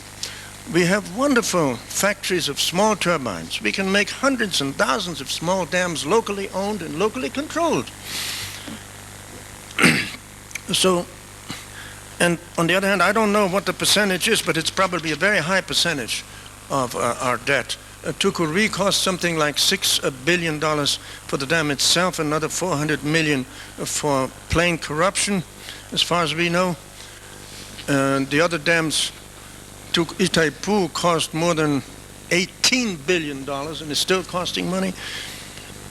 And most of them are on the order of several billion dollars, so it is a sizable part of our debt. Now, energy recovery from waste. If energy recovery from waste means building enormous incinerators for garbage, then this is another thing as stupid as nuclear power is, that we must avoid at all costs. Now in Brazil there is tremendous pressure on all our city administrations to buy incinerators. Well, I myself, before I became a part of the present government, and I'm a small businessman myself, I have 2 little companies, a consulting and a contractor. I have worked a lot with garbage. When you visit a garbage dump in Brazil, you always see hundreds, in some cases thousands of people on the garbage dumps recycling material. Instead of fighting these people, we must help them. I could show you one particular case where one man who was in utter misery is now making about $1,000 a month, which in Brazil is an awful lot of money for small people, by recycling about 10 to 15 tons of garbage a day. This is done in a very decentralized way, and almost everything in that garbage is now recycled. Plastics, glass, metals, and even paper, mostly paper and cardboard. So if we tackle it in a decentralized way, it becomes very easy to solve. On the other hand, of course, as was already said before, we must save on resources. Is it really necessary to use the kind of packaging that we do today? Do we have to have one-way products, even expensive and complicated things? Actually, an aluminum beer can is a precision instrument. It's done with tremendous precision and done with tremendous use of energy and then thrown away. I mean, we must rethink our ways. And it's not by just burning the waste we have. We must avoid waste. Thank you very much, Mr. Lutzenberger. I'm sure that all of you and Maria Katawi will forgive me for running a little over time, but this is so interesting, and I do wish, in closing, to give the floor to Commissioner Ripa di Meana. A lot of our friends in the audience, gentlemen, have focused on education. We could not take that up. Let me just summarize in one sentence. Many feel that one should concentrate on the change of behavior of the individual, and that is where the problem should be addressed. And that if we focus more on the education of our children, that we could have a more rapid payoff. A friend from Venezuela says, shouldn't we be less worried about the world we leave to our children than about the children we leave to our world? It seems to me that the two are interdependent. Now, Carlo, I want to ask you, there's been a lot of interest in Eastern Europe. We have here again a friend from South America who says, "We have read, seen, and heard of the East European catastrophes, from East Germany to Ukraine." I could also include the Aral Sea in Uzbekistan. Who is doing what about those immense problems? Is there an agenda? Who is investing in the huge necessary industrial conversion? And then at the same time, we have a question here about Germany in particular. Maybe you and Mr. Strothmann can combine your answers here. What is Germany doing about the terrible condition of the environment in East Germany before reunification? And what is the prospects of the ökologisches Aufbau? Carlo? Chairman, I will try to be brief and answer to the point, but could I ask you to have perhaps 2 more minutes later on 2 aspects that I would like very much to take to the floor. Thank you indeed. Thank you indeed. About Central and Eastern Europe and Soviet Union, the EC is committed to a special program, the FAR program. The FAR program stems out from the 24 industrialized countries that have decided to allocate important financial resources to help Central and Eastern European countries, and in a way Soviet Union as a perspective. Out of this FAR program, 1/3 of the money has been so far allocated for environmental projects. That was a free decision from the interest states, namely Poland, Hungary, and Czechoslovakia. That is so eloquent about the gravity and the urgency of the situation and the urgency of a recovery on the environmental field. These programs have been examined, signed, and they are beginning to be operative. As well as the importance of the problem, I would in priority say that the most urgent problem is the nuclear unsafety of the nuclear plants. Second is the heavy sulfur emission due to brown coal burn. And third, the heavy pollution of waters and soils. We are active. I hope that the EC will, that is, by the way, have been asked, the Commission has been asked to manage the resources. I hope that during 91 and 92, that third will become half of the money going to those countries. About Soviet Union, there are a lot of, preliminary contacts, but so far no operative program whatsoever. Thank you very much. Dr. Stratman, briefly, on the ökologische Aufbau. Just 1 minute, please. Das ist zu wenig Zeit für ein so kompliziertes Thema, wie es der ökologische Aufbau in den östlichen Ländern Deutschlands und in den mittel- und osteuropäischen Ländern darstellt. Hier werden wir in einem unglaublichen Maße gefordert werden, denn in vielen Bereichen sind die ökologischen Schäden so, dass man in der Ökologie diese Bereiche als Entwicklungsländer darstellen kann. Ich will Ihnen nur ein Beispiel für viele geben. In der Stadt Altenburg im Land Thüringen hat die zentrale Teerfabrik der ehemaligen DDR gestanden. Die Abfälle, die daraus entstanden, vornehmlich Teeröle und Phenole, sind über 30 Jahre in einer geringen Entfernung zum Betrieb in einer großen Kuhle eingelagert worden. Dort lagern heute 630.000 Kubikmeter Teeröle und Phenole ohne Absicherung. Dies ist nur ein Beispiel von vielen. Die sowjetischen Streitkräfte hinterlassen in ihren Liegenschaften erhebliche Umweltschäden. Ein Beispiel, wir fördern derzeit an einem sowjetischen Fliegerhorst täglich 480 Liter reines Kerosin, das in einer Höhe von 60 Zentimetern bis 3,80 Meter auf dem Grundwasserspiegel steht. 140.000 Liter sind schon abgepumpt und die tägliche Fördermenge liegt bei 480 Litern. Nur um mit zwei ganz knappen Schlaglichtern die Dimensionen deutlich zu machen. Die Bundesregierung hat zu Maßnahmen der Gefahrenabwehr im Jahre 1990 über 1 Milliarde Mark eingesetzt. Sicherung der Trinkwasserversorgung, Abwasserentsorgung, Stilllegung von Betrieben. Zum Beispiel sind sämtliche sowjetischen Kernkraftwerke auf dem Gebiet der ehemaligen DDR stillgelegt, weil sie den Sicherheitserfordernissen nicht standhalten.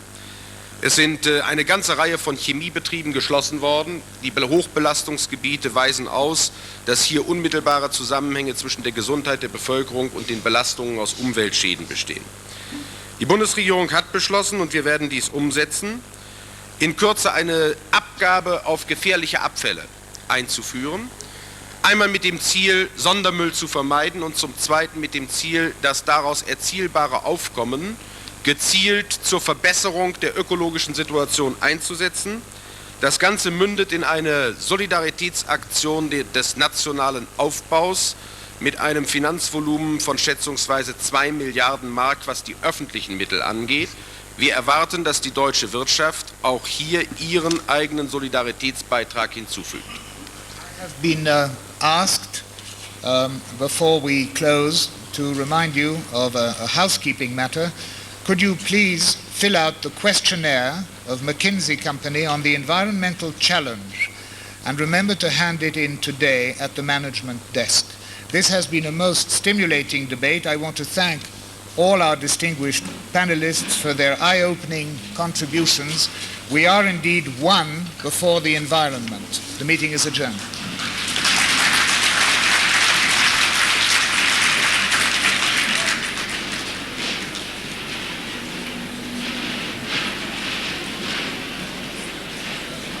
To welcome the distinguished Prime Minister of Norway, Gro Harlem Brundtland, who is extremely well known to all of you.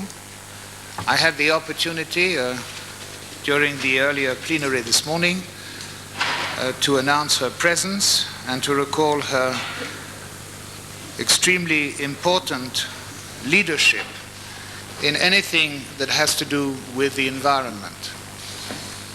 She is, of course, admirably equipped to contribute to our deliberations as we prepare for the very important benchmark of the Earth Summit in '92. Her background in medical school, in public health, with international education, Harvard University, her close involvement in her own country's health policy from 1974 to 1979, being Minister of the Environment of Norway, an active member of Parliament in 1977, serving in the Standing Committee on Finance, leader of the Committee on Foreign Affairs and the Constitution. She was deputy leader of the Labour Party's parliamentary group, 1981, and from 1989 to 1990. She was Prime Minister, and then head of the opposition, and then Prime Minister again, Vice President of the Socialist International, and of course, an active member of the Independent Commission on Disarmament and Security. She is, as you know, the chairman of the World Commission on Environment and Development. Madam Prime Minister, if I could ask you to kindly take the floor.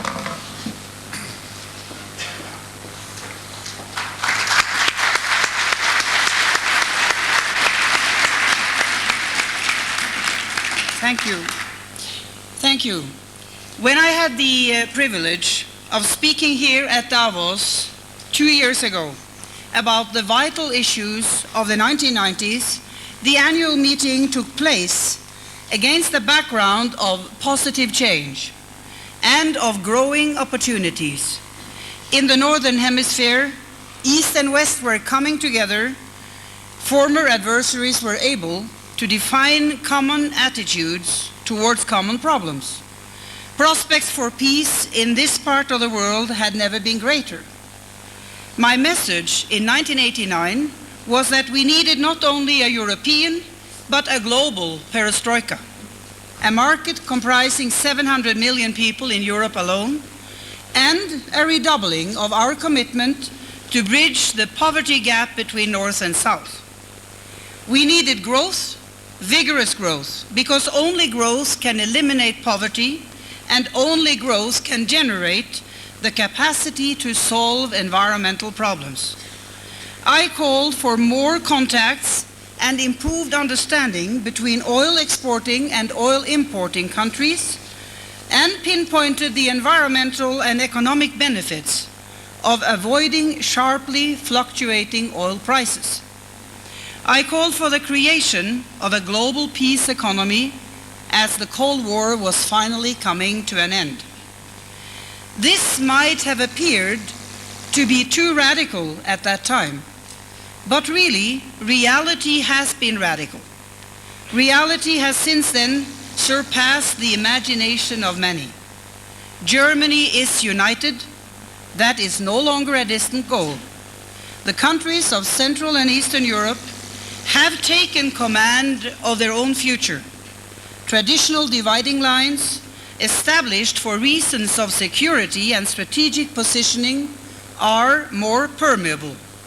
We are able to expand contacts between what we have been referring to as the East and the West.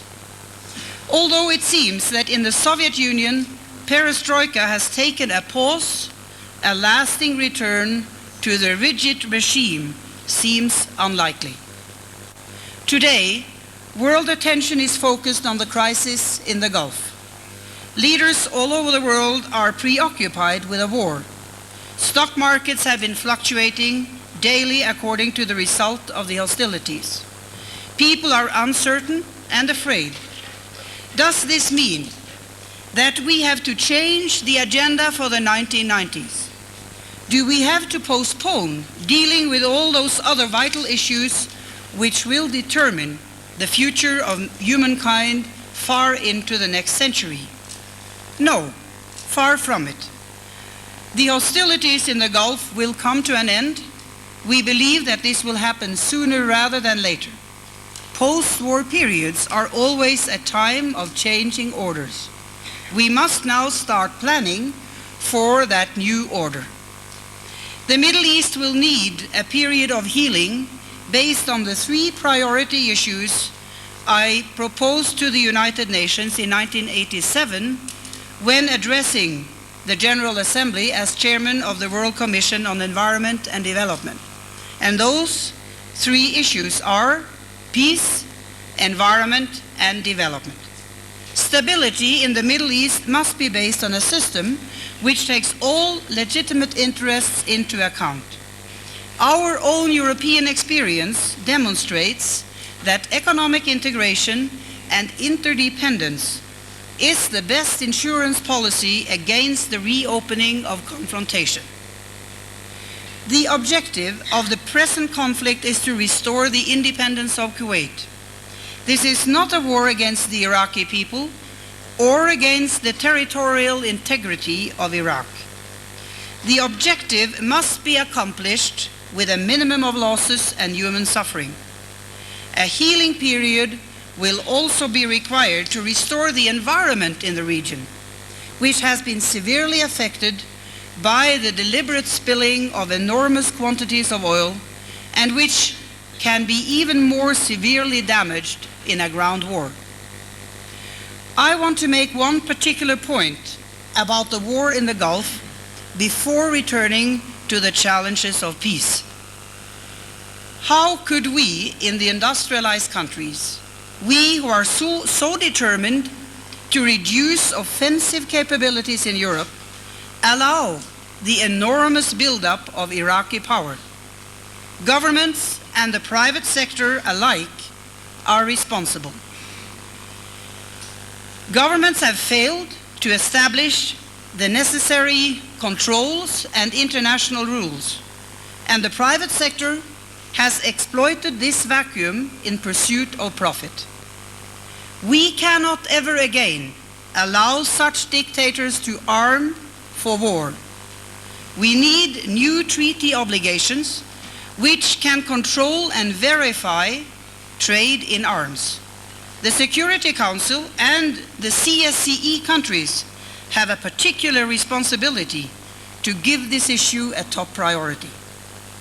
It is essential that we do not lose sight of the objective of long-term management, even in times of crisis. We must reverse the dangerous trends which threaten the human environment. We must use resources without overusing them. And we must ensure that our children and grandchildren can realize their aspirations and ambitions. This is in essence what sustainable development is all about.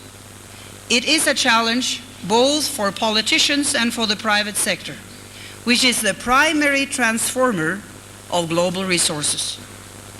Through satellites and cables, we receive fragmented images from all over the world, 24 hours a day.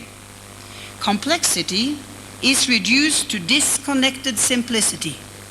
One day of multimedia information come close to what Umberto Eco calls a journey in hyper-reality. But decision makers must not be blinded by the immediate. We must adopt a longer-term view and never forget what it takes to promote change. In-depth knowledge, firm commitment, and a clear vision of where we are headed. By the end of the 1980s, the concept of sustainable development had become securely anchored on the international agenda. The attention paid to environmental issues at the World Economic Forum is encouraging in itself. I especially welcome the Eco-Industry Initiative discussions of the days to come. We have now begun the hard work of integrating the principles of sustainability into the way we run our societies, from the level of the individual to the level of international decision-making.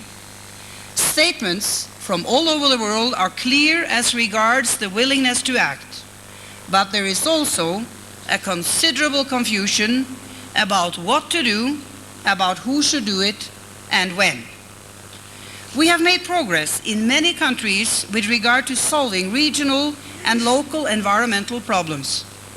But much remains to be done, and there is a growing need for a broader international effort. We need consultations between governments and private sector. Corporations must realize their full innovative capacity, and government incentives must help them in that process. This vital strategic alliance is indeed a prerequisite for change. However, it will take longer, and we will all lose if we use our economic resources on problems that cost the most. The private sector often finds itself squeezed between the need to respond to environmental demands and short-term profit objectives. The urge to maintain a competitive edge often works against the environment in an international economy where competitors may be subject to more lenient requirements. Consequently, the ground rules for economic operators must work in a wide geographical context. Unless we are able to develop new thinking on how to proceed, we in fact risk stagnation. The strategy of the past has so far favored uniform percentage reductions of emissions from each country. There have been reductions, and seemingly reason to be pleased. But this is an illusion, a self-betrayal. We have actually applauded smaller reductions than we would have had if best available technology had been far more used. Percentage reductions have provided a license to pollute up to a certain level for many who actually could have performed much better. Today's environmental agreements are not capable of achieving optimal results. Clearly, the marginal costs of emissions will differ between sources. Uniform percentage reductions of emissions are therefore not a cost-effective way to achieve environmental goals, neither nationally nor internationally. Let me illustrate this by one example. Acid rain is a serious problem for Norway. 90% originates in other countries. If we want to deal with this problem, we must do so on a regional basis. In fact, further reductions in Norway's low sulfur dioxide emissions today cost 10 times as much as similar reductions do in Poland. We could improve the environment much more quickly by investing in a cleanup operation in Poland rather than in Norway. In fact, even national efficiency in all countries or regions will not necessarily result in international or global efficiency. Going through a transition period, we must aim at a future where one basic principle is common to all environmental measures. They must give the maximum environmental benefit for the minimum cost. We will all benefit if we first reduce emissions where reduction costs the least. This must be a primary objective of the new generation of environmental agreements which we now must develop. The aim of this transition is to ensure that further reductions of emissions will cost the same regardless of where the reduction takes place. As national politicians, we indeed experience that the nation state is too small a scene for addressing regional and global environmental challenges. It will become increasingly contradictory to promise to remedy these international challenges through national measures alone. We need to lift the whole decision-making of democratic institutions to the international level. As nation states, we must have the maturity to be able to unite our sovereignties and thereby achieving greater sovereignty, totally speaking. Acidification in Europe originates here. This will require European solutions. Global warming is a global problem which requires global solutions. The shaping of a new Europe will be a test of our ability to develop this new generation of environmental agreements, not only in Europe, but also at the global level. I take the European example because Europe has been a cradle of innovation for more than 2,000 years, also with regard to political organization, and has set standards for global cooperation. For decades, we have planned our trade and environment cooperation on a continent divided by military logic. Now, however, two historic processes are helping to create a new and more united Europe. One process has its roots in Western Europe, where nations are uniting their forces in a broad process of integration. The other process is taking place in Eastern and Central Europe, where the old system is breaking down and where new democracies have begun rebuilding their societies.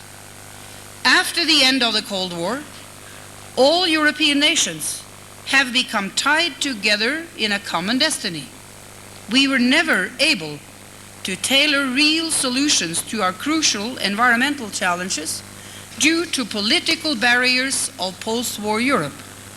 This has left us with a dramatic lack of appropriate policies and measures to match what I would call all European needs. We know that the political and economic process of reform in the Soviet Union and the countries of Eastern and Central Europe will be difficult, even painful. There are limits to the hardship these new democracies can endure. As the people of Central and Eastern Europe are taking command of their own future, we in the West must assist in that process. Above all, we must remedy the catastrophic environmental situation which has been revealed. We need short-term measures and consistent long-term strategies based on the recognition that economy and ecology are indeed one single issue. There is little doubt that the European community, cooperating with or including present EFTA members, will play a key role in the shaping of European cooperation into the next century. I see no alternative to more binding international cooperation at the European level. And indeed, a common legal framework for the European market is gradually taking shape. Market economy incentives will be necessary to rebuild an outdated industrial structure. But the process must be guided by agreed environmental principles. Low environmental standards must never afford a competitive advantage. We need economic and financial facilities that allow the transfer of the best available technology. Financial institutions, such as the European Bank for Reconstruction and Development, will have an important role to play in forging economic incentives which integrate environmental concerns. We will need a European system of surveillance and enforcement to ensure that environmental commitments are respected. In certain cases, it may even prove necessary to intervene directly in one country to limit environmental damage that threatens human rights on Europe as a whole. As the internal market will link Europe together, new all-European institutional arrangements will be necessary to guide the further process of integration. After World War II, peace was reinforced in Western Europe by integrating the coal and steel industry of former adversaries. An institutional framework for this strategic market encouraged growth, further cooperation, and indeed political stability. The success of this undertaking has inspired a new venture in a broader European context today. The proposal of an all-European energy charter put forward by Prime Minister Lubbers of the Netherlands last year may mark a milestone for the future of both energy and environment cooperation in Europe.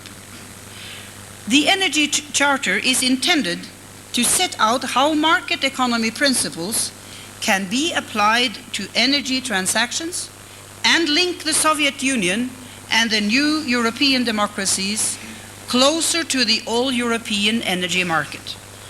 Rational use of energy would benefit the environment all over Europe. Energy, environment, and development are inextricably linked, as we have heard also here this morning.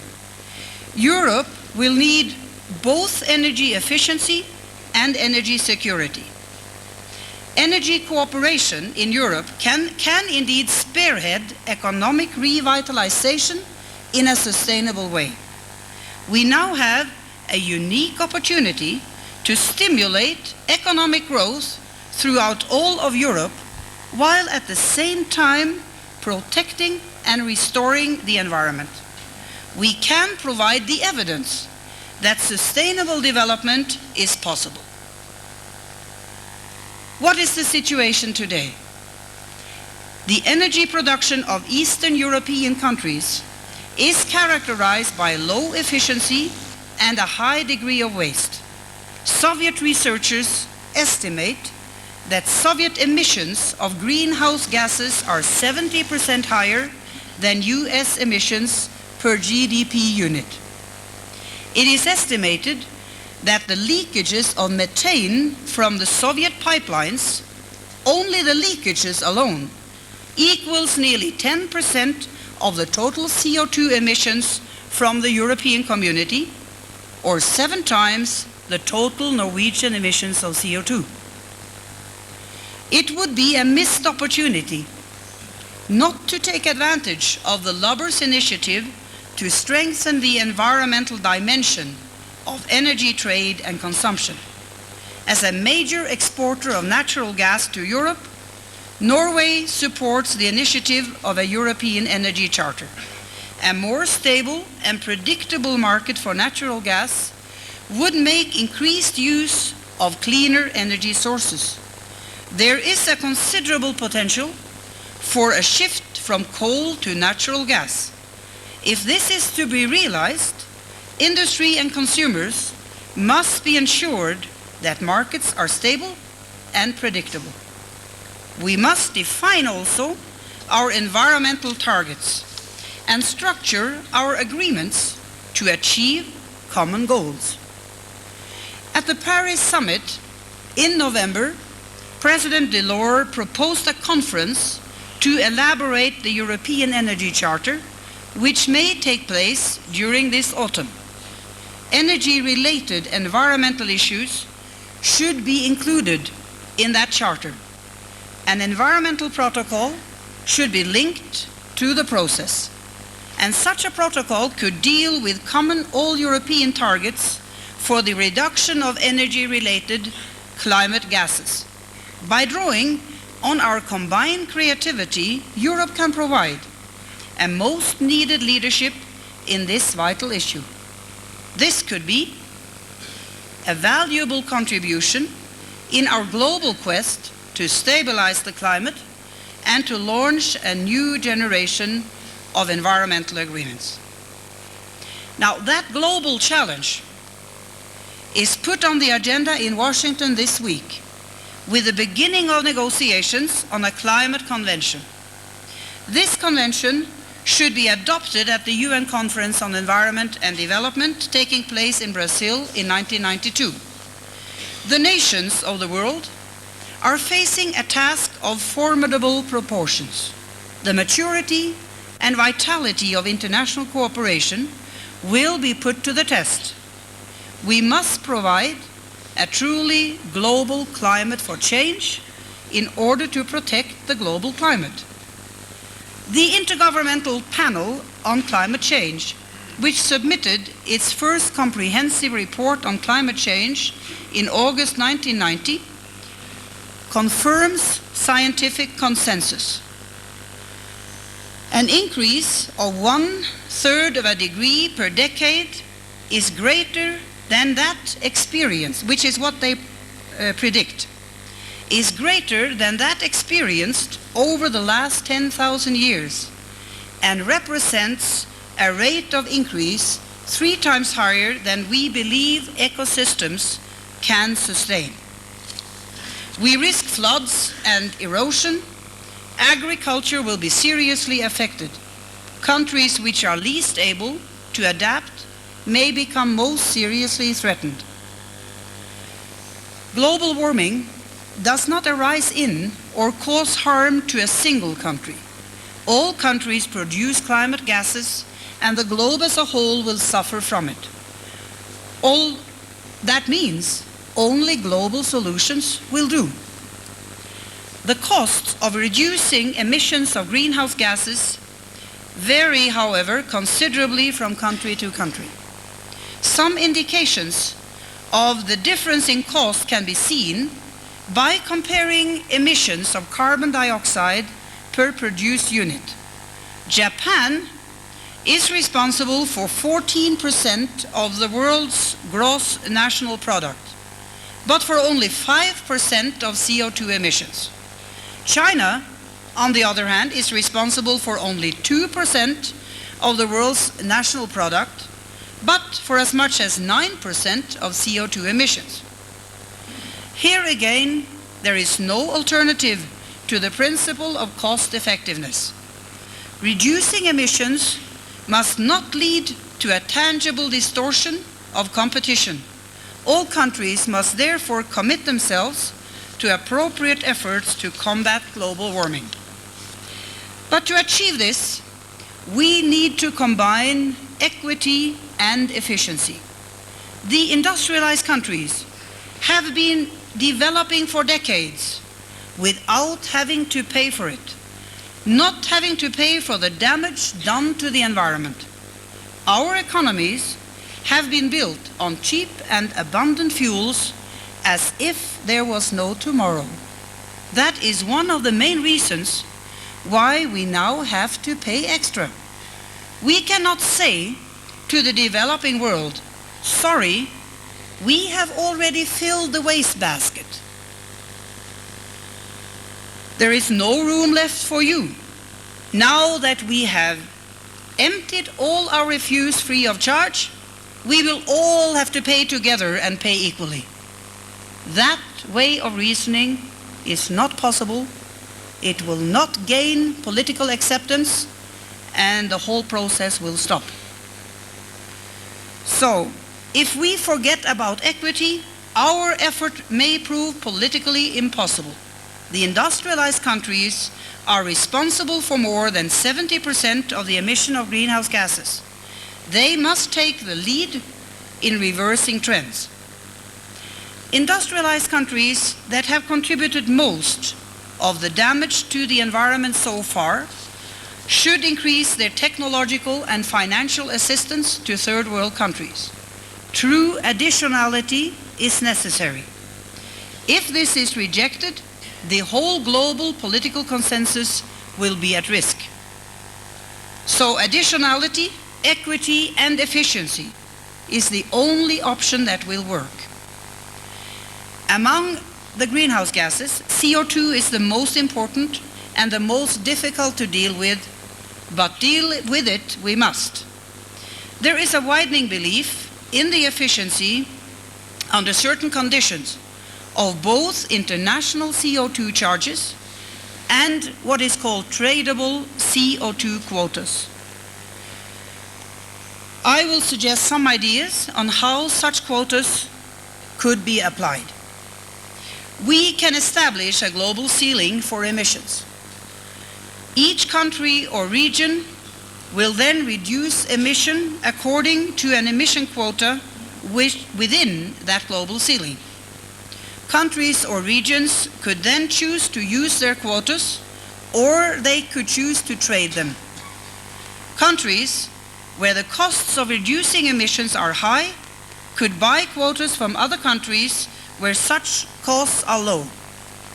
Economists suggest that both the country which receives and the country which sells emission rights will gain by such agreements, and I am certain the environment will gain. Such a system of tradable quotas could also be further refined to stimulate even more sustainable development. Emission quotas could be paid for in several ways, not only in the form of money, but also by deliveries of pure energy, clean technology, by comprehensive trade agreements, or by a mix designed to promote both environment and development. Transfer of quotas should be time limited. We are really talking about hiring rather than buying emission rights. To ensure control, the obligations of every country or region to secure that control, such a process that I am describing must be open and it must be accounted for. Trade in emission rights could take place both between states and directly between companies. If companies make a deal involving emission rights, this deal must be calculated against the emission quotas of the countries concerned. Such trade should also promote transfer of resources from rich to poor countries, and that is the equity part of this. Furthermore, it must reflect that the developing countries are responsible for only a small percentage of greenhouse gas emissions. It must reflect their legitimate need for economic growth. Developing countries therefore have to be allocated initial emission quotas that are higher than their actual emission today. Developing countries must be allowed to increase their, at least some of them, increase their emissions, while we in the North must carry the main burden. Within a fairly limited geographical area, such as Europe, it is possible to visualize trade in emission rights other than those referring to greenhouse gases. In the context of the Energy Charter that I have mentioned, we should build on work accomplished in the European Commission for Europe and within the OECD, because progress will depend on our common efforts. We must bridge economic and technological gaps, and we must work out the practical solutions. And this is, after all, what the political process is all about. The issue of climate change alerts us to the scale and magnitude of the changes that are needed. Climate change is not merely a pollution problem.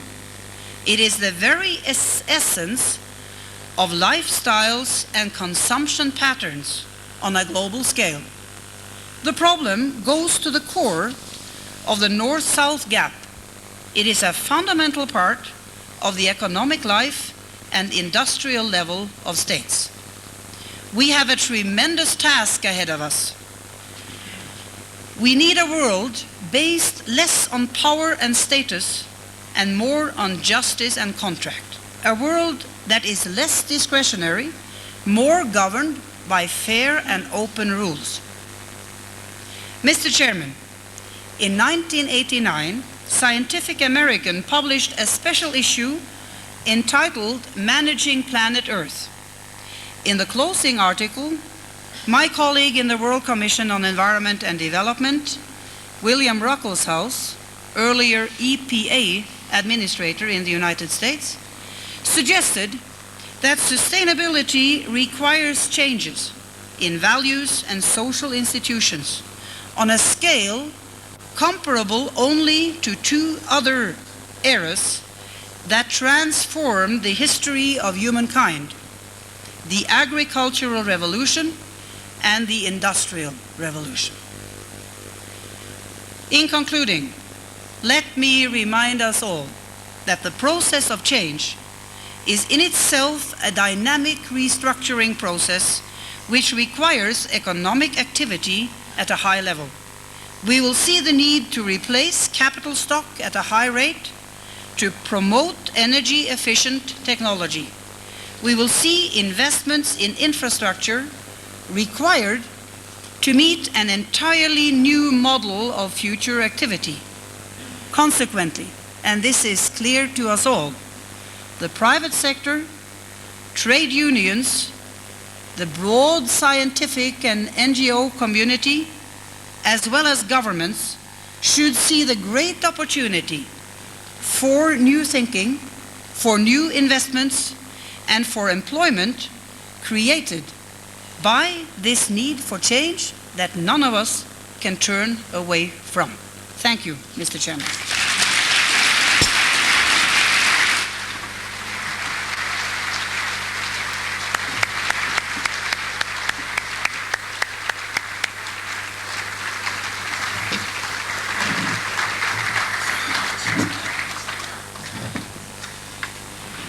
Madam Prime Minister, we are most grateful to you for coming all the way from Oslo to be with us today. You delivered a most topical address, and as we prepare to close, you have indeed charted the course for 91 and beyond. Please accept our heartfelt appreciation and gratitude.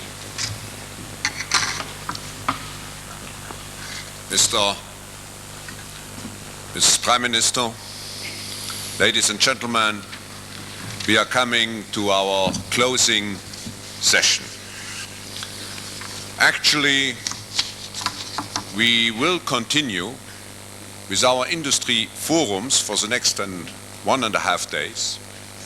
And our concept is the following, that now we end the regular annual meeting, and that during the next 1.5 days, our findings, our ideas flow into smaller discussions with the purpose to work out strategies, global strategies, with an industry focus inside the geopolitical environment which we have defined during the last days. And here, Mrs. Prime Minister, I can assure you the question of environmental responsibility is at the top of our list, of our agenda for discussions. Monsieur le Premier ministre Barr, cette année, nous avons eu une innovation. Cette réunion annuelle est tellement complexe. Nous avons plus que 300 activités, réunions différentes, et c'est très difficile à la fin de faire l'intégration, de tirer vraiment les conclusions. Monsieur Barr, vous avez ce devoir, et vous avez pas seulement participé à une grande partie de nos réunions, mais aussi à la réunion ministérielle que nous avons eue pendant le week-end. Vous avez suivi cette réunion depuis 20 ans, et vous pouvez aussi comparer cette réunion de l'année 91 avec les années précédentes.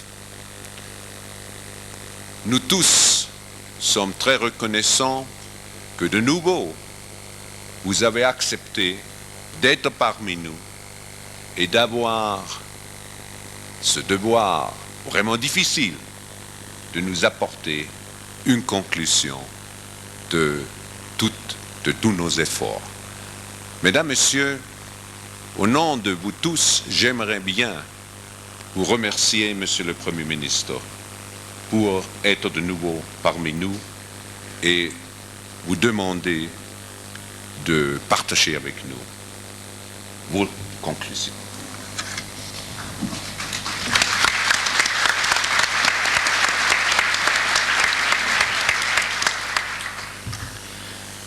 Monsieur le Président, cher Monsieur Schwab, la tâche que vous m'avez confiée est certes difficile, mais elle est particulièrement stimulante dans les temps complexes que nous traversons, dans les circonstances dans lesquelles ce symposium s'est tenu, et je voudrais m'efforcer, après de si nombreux échanges de vues, de si nombreuses discussions, de retenir les thèmes qui me paraissent émerger de façon fondamentale des travaux que nous avons menés pendant cette semaine.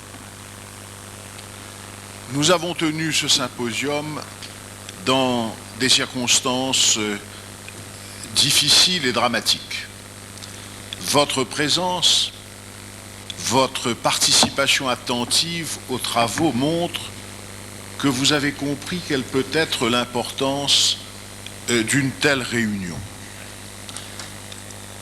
Les temps dans lesquels nous vivons sont caractérisés par une instabilité profonde. Il n'y a plus aujourd'hui dans le monde de termes de référence. Je dirais que tout flotte et qu'il est difficile, sans des points d'ancrage, sans quelques notions fondamentales, qu'il est difficile d'élaborer les stratégies qui sont indispensables aussi bien à la conduite des entreprises qu'à la conduite des États. le monde dans lequel nous sommes nous conduit à deux attitudes qui ne sont pas particulièrement profitables. La première, c'est la myopie. Nous avons tendance à vivre le nez sur l'événement.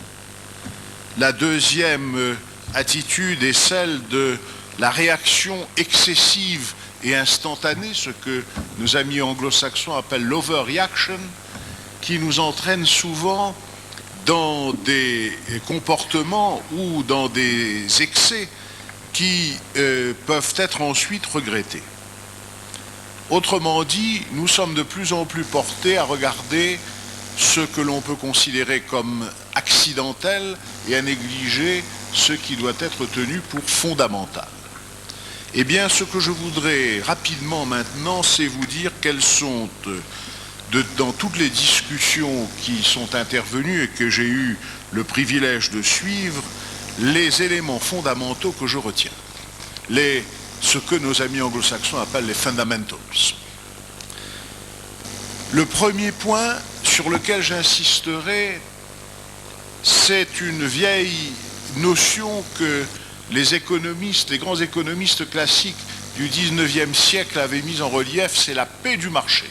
Nous sommes dans une période de guerre et nous voyons bien quelles sont les conséquences de cette guerre, quels sont les comportements parfois irrationnels, les phénomènes d'attentisme et de paralysie que ces événements provoquent. Et cette guerre est localisée, elle est au Moyen-Orient, encore que ses répercussions peuvent être vastes sur le plan politique. De même, quand nous regardons les pays de l'Est, nous avons une inquiétude, c'est que l'on puisse revenir à la guerre froide.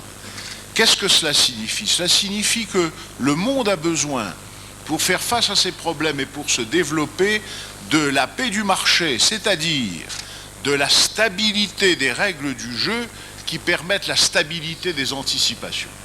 C'est ce qui ressort très largement d'un grand nombre de discussions que nous avons eues aussi bien en ce qui concerne les problèmes géopolitiques que les problèmes du Moyen-Orient ou les problèmes de l'Est de l'Europe. Deuxième conclusion, c'est dans ce monde dominé par les progrès de la technique et par des succès technologiques et économiques considérables, c'est l'immensité des besoins, liés en particulier à l'inégale répartition des richesses, et face à cette immensité des besoins, la limitation des moyens.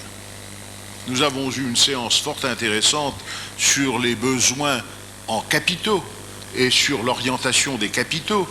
Cette séance a bien montré que ce dont nous avons besoin aujourd'hui, c'est de beaucoup d'épargne qui puisse financer les investissements immatériels et matériels dont le monde a besoin, dont le monde développé continue à avoir besoin, dont l'Est de l'Europe a besoin, dont les pays en développement ont besoin. Et des investissements qui ne vont plus simplement concerner la création de capacités de production, mais qui vont aussi de plus en plus se porter sur la formation des hommes, sur l'éducation, sur l'apprentissage aux techniques modernes. Le troisième point que je dégagerai de nos discussions, c'est l'absolue nécessité de la lutte contre les gaspillages et la recherche de l'efficience. Précisément parce que les moyens sont limités, nous ne pouvons pas nous permettre de gaspiller des ressources rares. Et les perestroïkas, que l'on constate un peu partout, Madame le Premier ministre Brundtland disait que la perestroïka devait être générale. Elle vient, elle est perçue comme nécessaire parce que c'est l'inefficience des méthodes de gestion à un moment où les ressources sont rares qui rend absolument nécessaire la découverte d'autres techniques et d'un autre management de l'économie et des sociétés. Cette recherche de l'efficience, nous avons vu combien elle était nécessaire aussi bien en Union soviétique que dans les pays de l'Est. Nous avons vu combien elle est indispensable dans les pays en développement qui, souvent, disposant de ressources nombreuses, ne savent pas les utiliser ou les utilisent mal et se trouvent ainsi contraints de demander ailleurs les ressources dont peut-être ils disposeraient eux-mêmes. Et nous avons vu aussi combien le gaspillage des ressources naturelles fait du problème de la dimension écologique des politiques une dimension essentielle pour les années à venir. Dans les discussions que nous avons eues entre les responsables de la politique économique qui s'étaient réunis pendant ce week-end, il y a une notion qui est apparue et qui est apparue dans la bouche du représentant d'un pays en développement. Ce qui est important, a-t-il dit, ce n'est pas tellement de compter sur les ressources des autres, c'est d'abord de compter sur les ressources personnelles du pays qui est affronté à ces problèmes. La notion qu'il a proposée est celle de self-reliance, compter sur soi. Je crois que c'est également l'un des thèmes essentiels qui ressort de toutes nos discussions. Enfin, je dirais que il y a une autre idée qui a dominé tous nos travaux, c'est la contrainte de la durée dans l'action économique. Rappelez-vous l'an dernier, comme tout allait bien, comme tout allait être vite résolu. J'ai connu ça ailleurs et dans d'autres temps, et nous continuons à avoir le même sentiment en ce qui concerne l'Europe. L'Europe se fait, elle doit se faire dans la nuit. Si elle ne se fait pas dans la nuit, c'est une catastrophe et elle ne se fera jamais, alors qu'il n'y a pas d'action qui puisse être menée qui ne demande de la durée. Et cela est vrai aussi bien dans les transformations que connaissent à l'heure actuelle l'Union soviétique et les pays de l'Est que dans l'immense effort que doivent accomplir les pays en développement pour faire face à leurs problèmes fondamentaux. Et pourquoi faut-il cette contrainte de la durée, cette exigence de temps, non seulement parce que les processus qui sont mis en œuvre ne peuvent pas apporter leurs résultats du jour au lendemain, mais parce que ce qui évolue le moins vite, ce sont les mentalités et les comportements, et que les résultats ne sont en réalité obtenus qu'au terme d'un processus d'apprentissage, d'un learning process qui prend du temps. Tous nos interlocuteurs des pays de l'Est nous ont dit que la transformation des pays d'Europe centrale et d'orientale, aussi bien que de l'Union soviétique, se heurtait à la rigidité des mentalités, aux habitudes et aux comportements forgés pendant 70 ans, eh bien il faut savoir en tenir compte et ne pas considérer que les retards qui peuvent être pris, les pauses qui peuvent être enregistrées marquent des échecs. Ce sont simplement les étapes qu'il faut accepter pour atteindre les objectifs fondamentaux que l'on peut s'assigner. De toutes nos discussions, il ressort enfin une idée que je crois essentielle. C'est que le monde dans lequel nous sommes est un monde interdépendant. La globalisation est l'expression de ces liens très étroits entre tous les pays, tous les continents, quel que soit leur niveau de développement, quel que soit leur régime, et que cette interdépendance implique au sens mathématique du terme, entraîne nécessairement la coopération de tous les responsables, qu'il s'agisse des responsables du secteur privé ou des responsables gouvernementaux. Sans cette coopération, il nous sera difficile d'assurer au monde de demain la croissance dans la stabilité et le progrès dans la dignité des hommes et le respect de la liberté qui restent les objectifs fondamentaux que nos sociétés doivent s'efforcer d'atteindre. Je vous remercie.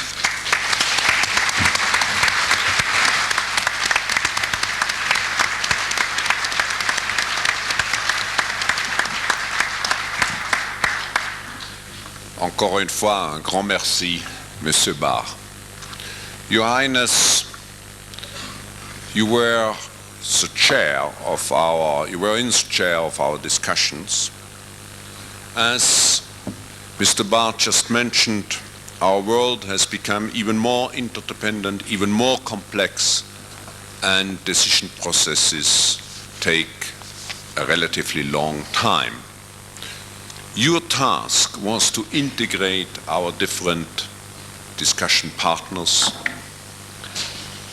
It was not an easy task this year, because those of you who have been here many times have noticed that we had much more panels, and we were worried how those panels would function.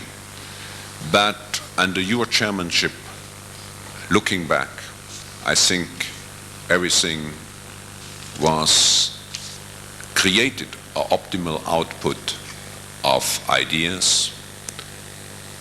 But I'm looking not only at the technical aspect, I'm looking at your chairmanship as a very concerned chairmanship. Sadri, not only during this meeting, but in the preparation of this meeting in Geneva, you shared with us your concern for those who may be otherwise forgotten. I'm thinking particularly the poor people. I'm thinking of many other aspects. You were, and I think that's the best what you can dream of, a very concerned chairman. And despite being a concerned chairman, you showed us always also that you have a sound, basic humor. So thank you very much for your chairmanship. Ladies and gentlemen, you, before the chairman will share with us his conclusions, you will all share me in expressing our appreciation to our chairman.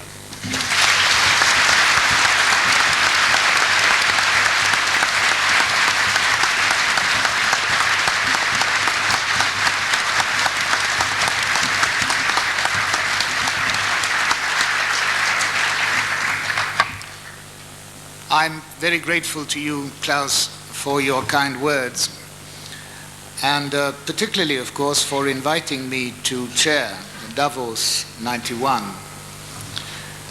I would like to thank Maria also, and the splendid staff, and the interpreters for their outstanding performance.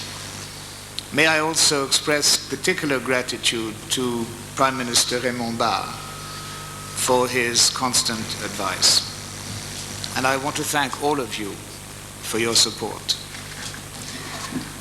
Madam Prime Minister, ladies and gentlemen, this has indeed been an extraordinary conference, held at an extraordinary time in history. During the symposium, Bulgaria officially decreed its transformation to a free market system. And I think it's a measure how far we have moved on in Davos, that this important event was not news. The symposium has provided a unique platform for intellectual exchange. It struck me in particular how our Eastern European friends repeatedly emphasized the need for a transfer of intellectual resources as a way out of their current difficulties. Martial plans are better than martial law. The Gulf War has never been far from anyone's mind. We have met from day 15 to day 21 of the conflict. How many days more will there be?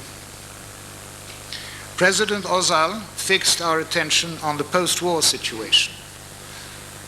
As Raymond Barre said, we are in a geopolitical no man's land. Some of us have been dismayed by the anti-Western sentiment that the war appears to have sparked in many parts of the Muslim world. This must not be allowed to fester. One speaker described it as an expression of the politics of despair. I think we all agree that whatever the political outcome of the war, a major economic initiative for the whole Middle East region will be required. Peace and security cannot result from poverty and despair of disenfranchised peoples. Throughout the world, the competition for basic resources and services, energy, water, education, and health, is becoming more intense. Only the real prospect of economic opportunity and advancement will prevent social and political chaos. This has been the message of participants from South Africa and South America. I can never forget that it was the US economic and financial reach that banished the despair that so many countries faced in post-war Europe. A constant theme here in Davos this year has been the environment. Assumptions about the infinite capacity of science, technology, and business to create a better world are now being questioned. They were questioned here. I am enormously encouraged that environmental concern has manifestly begun to be of major importance to the CEOs.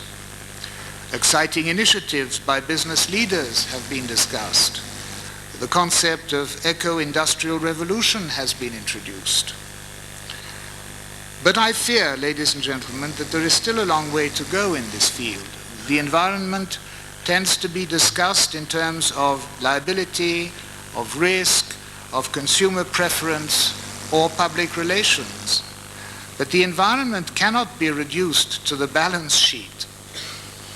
I fear, listening to our panelists, that the magnitude of the issue still escapes most of us here.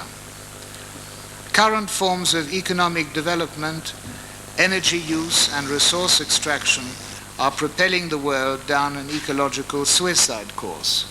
And I think all the panelists who participated in all these sessions should be inspired by the Prime Minister's words just now. Entirely new ways of thinking about energy, as she said, transportation, food production, and ultimately social organization are very badly required. The corporations accepting this challenge will, I submit, reduce those that do not to the status of economic dinosaurs. Some of you may think me cranky for saying this. I guarantee that you will not in 10 years' time, and Klaus can be my witness. We're now facing with the possibility of a geopolitical split in the economic and political relations, a split demarcated by access to resources. The industrial world is winning the competition for capital, winning the competition for energy, for intellectual and natural resources. But this competition is in danger of becoming very one-sided. The closest that many in the developing world today get to high technology and the new global economy is to watch an airplane fly past at 30,000 feet. More and more people in the world are in danger of simply being left out. What hope is there for the millions facing starvation in Africa?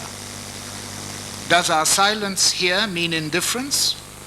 I cannot believe it. This is not a sentimental question. For me, it is practical, an economic and humanitarian challenge. And as their relative property increases, the pressure on the industrialized countries is bound to grow. More people will move to richer countries. Threats to Western interests will grow. And the temperature of North-South relations will rise dramatically. We must at all costs avoid this economic and technological apartheid. It would be counterproductive for the industrialized world and disastrous for the developing world if a series of economic fortresses are established. A kind of global Great Wall of China, Fortress Japan linked to Fortress Europe by way of Fortress Australia, Fortress North America. Such an arrangement simply cannot work. We cannot afford to do a post-mortem of our world. And here I return to the remark I made in my opening statement. Communication is the key. I have heard CEOs repeatedly complain that government does not take into account their concerns. Academics regret that communication between science, industry, and legislators is poor. Imagine then the problems we face in communicating with the many millions out there, the millions of the planet who do not subscribe to CNN. I'm speaking about a very different kind of communication. How can we reach them? How can we understand their problems? How can we possibly expect global peace and security if we who have make no concession to the hopes of those who have not? To conclude, what I have sensed from this meeting is that a truly planetary approach to local problems is needed. What remains to be seen is whether and how our high attitude, our high discussions at Davos can be translated into practical action on the ground. The theme of our conference has been the new direction for global leadership. As Mahatma Gandhi said when asked what he thought of Western civilization, I think it would be a good idea. Thank you.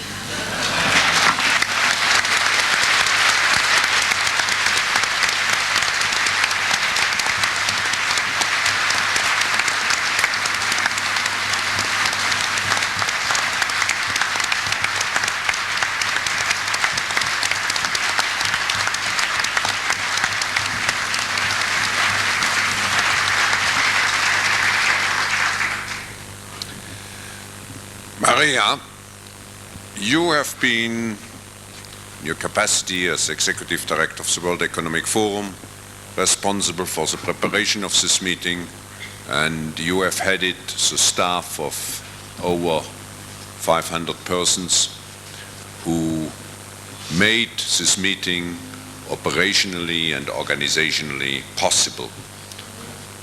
How do you see, from your point of view, the results? Not from the organizational point of view, but much more from our participants' point of view.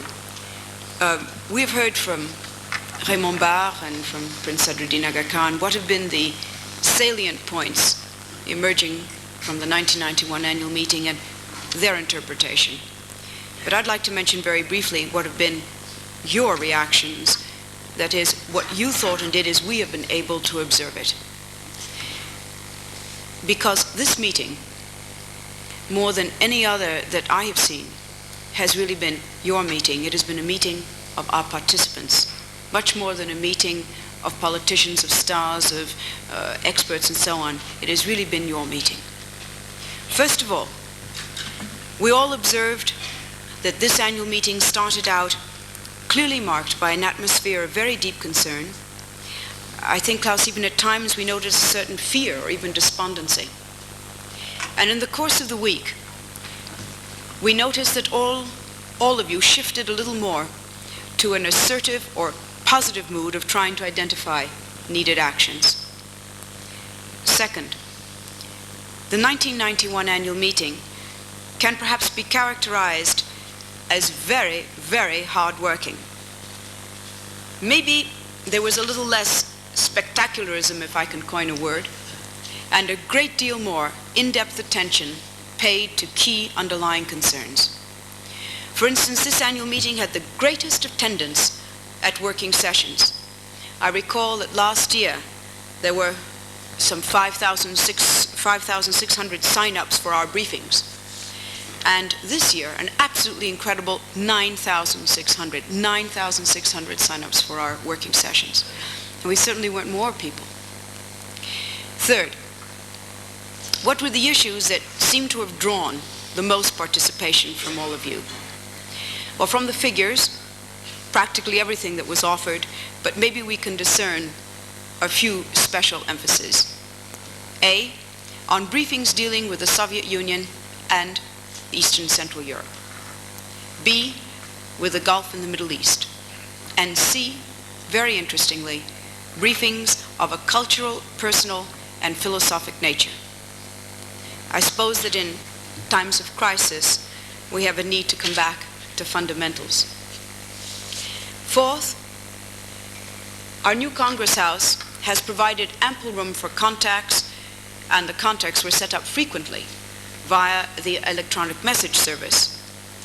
In 1990, as last year, the computerized message system was consulted and used, just to give you an idea of ordre de grandeur, they say it's some 13,000 times, and this year, surprisingly, already now, and we still have a day and a half to go, 18,500 times. Now, what does this mean? Are we becoming more proficient in the use of electronic infrastructure, or does it mean that we are simply confronted with the need to contact each other more frequently? No doubt a bit of both. But that's to let you know just how hardworking, how deeply hardworking you have been, and you have been the stars and the core of this annual meeting. So in conclusion, the Gulf War certainly has had an impact on our 1991 annual meeting, particularly on participant attitudes and needs. And we have consequently spent a week that has focused us in a far deeper manner on the search for expertise, understanding, the identification of options, and the delineation of future directions to take. So, Klaus, Sadri, Mr. Barr, Mr. Prime Minister, after the conclusion here, we invite you all to our traditional lunch on the Schatzel. And I just want to warn you, there will be a test of sirens at 1:30 today. It is not exceptional. The first Wednesday of February, every year, right on the dot, at 1:30, the whole of Switzerland goes through this. So it is simply a part of the natural Swiss tendency to check everything out. Klaus.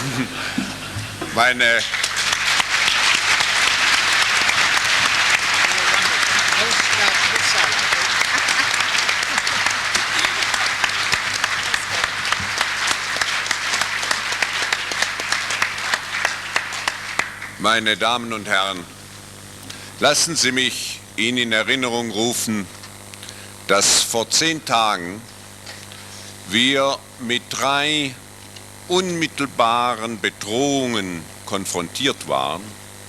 Vor 10 Tagen, als Sie und wir die Entscheidung treffen mussten, ob wir Sie an diesem Jahrestreffen teilnehmen und wir, ob wir die Verantwortung auf uns nehmen sollen, es abzuhalten. 3 Bedrohungen, die Möglichkeit einer Ausweitung des Krieges durch eine Reaktion Israels, zweitens der Einsatz von chemischen Waffen, drittens eine größere Terroraktion.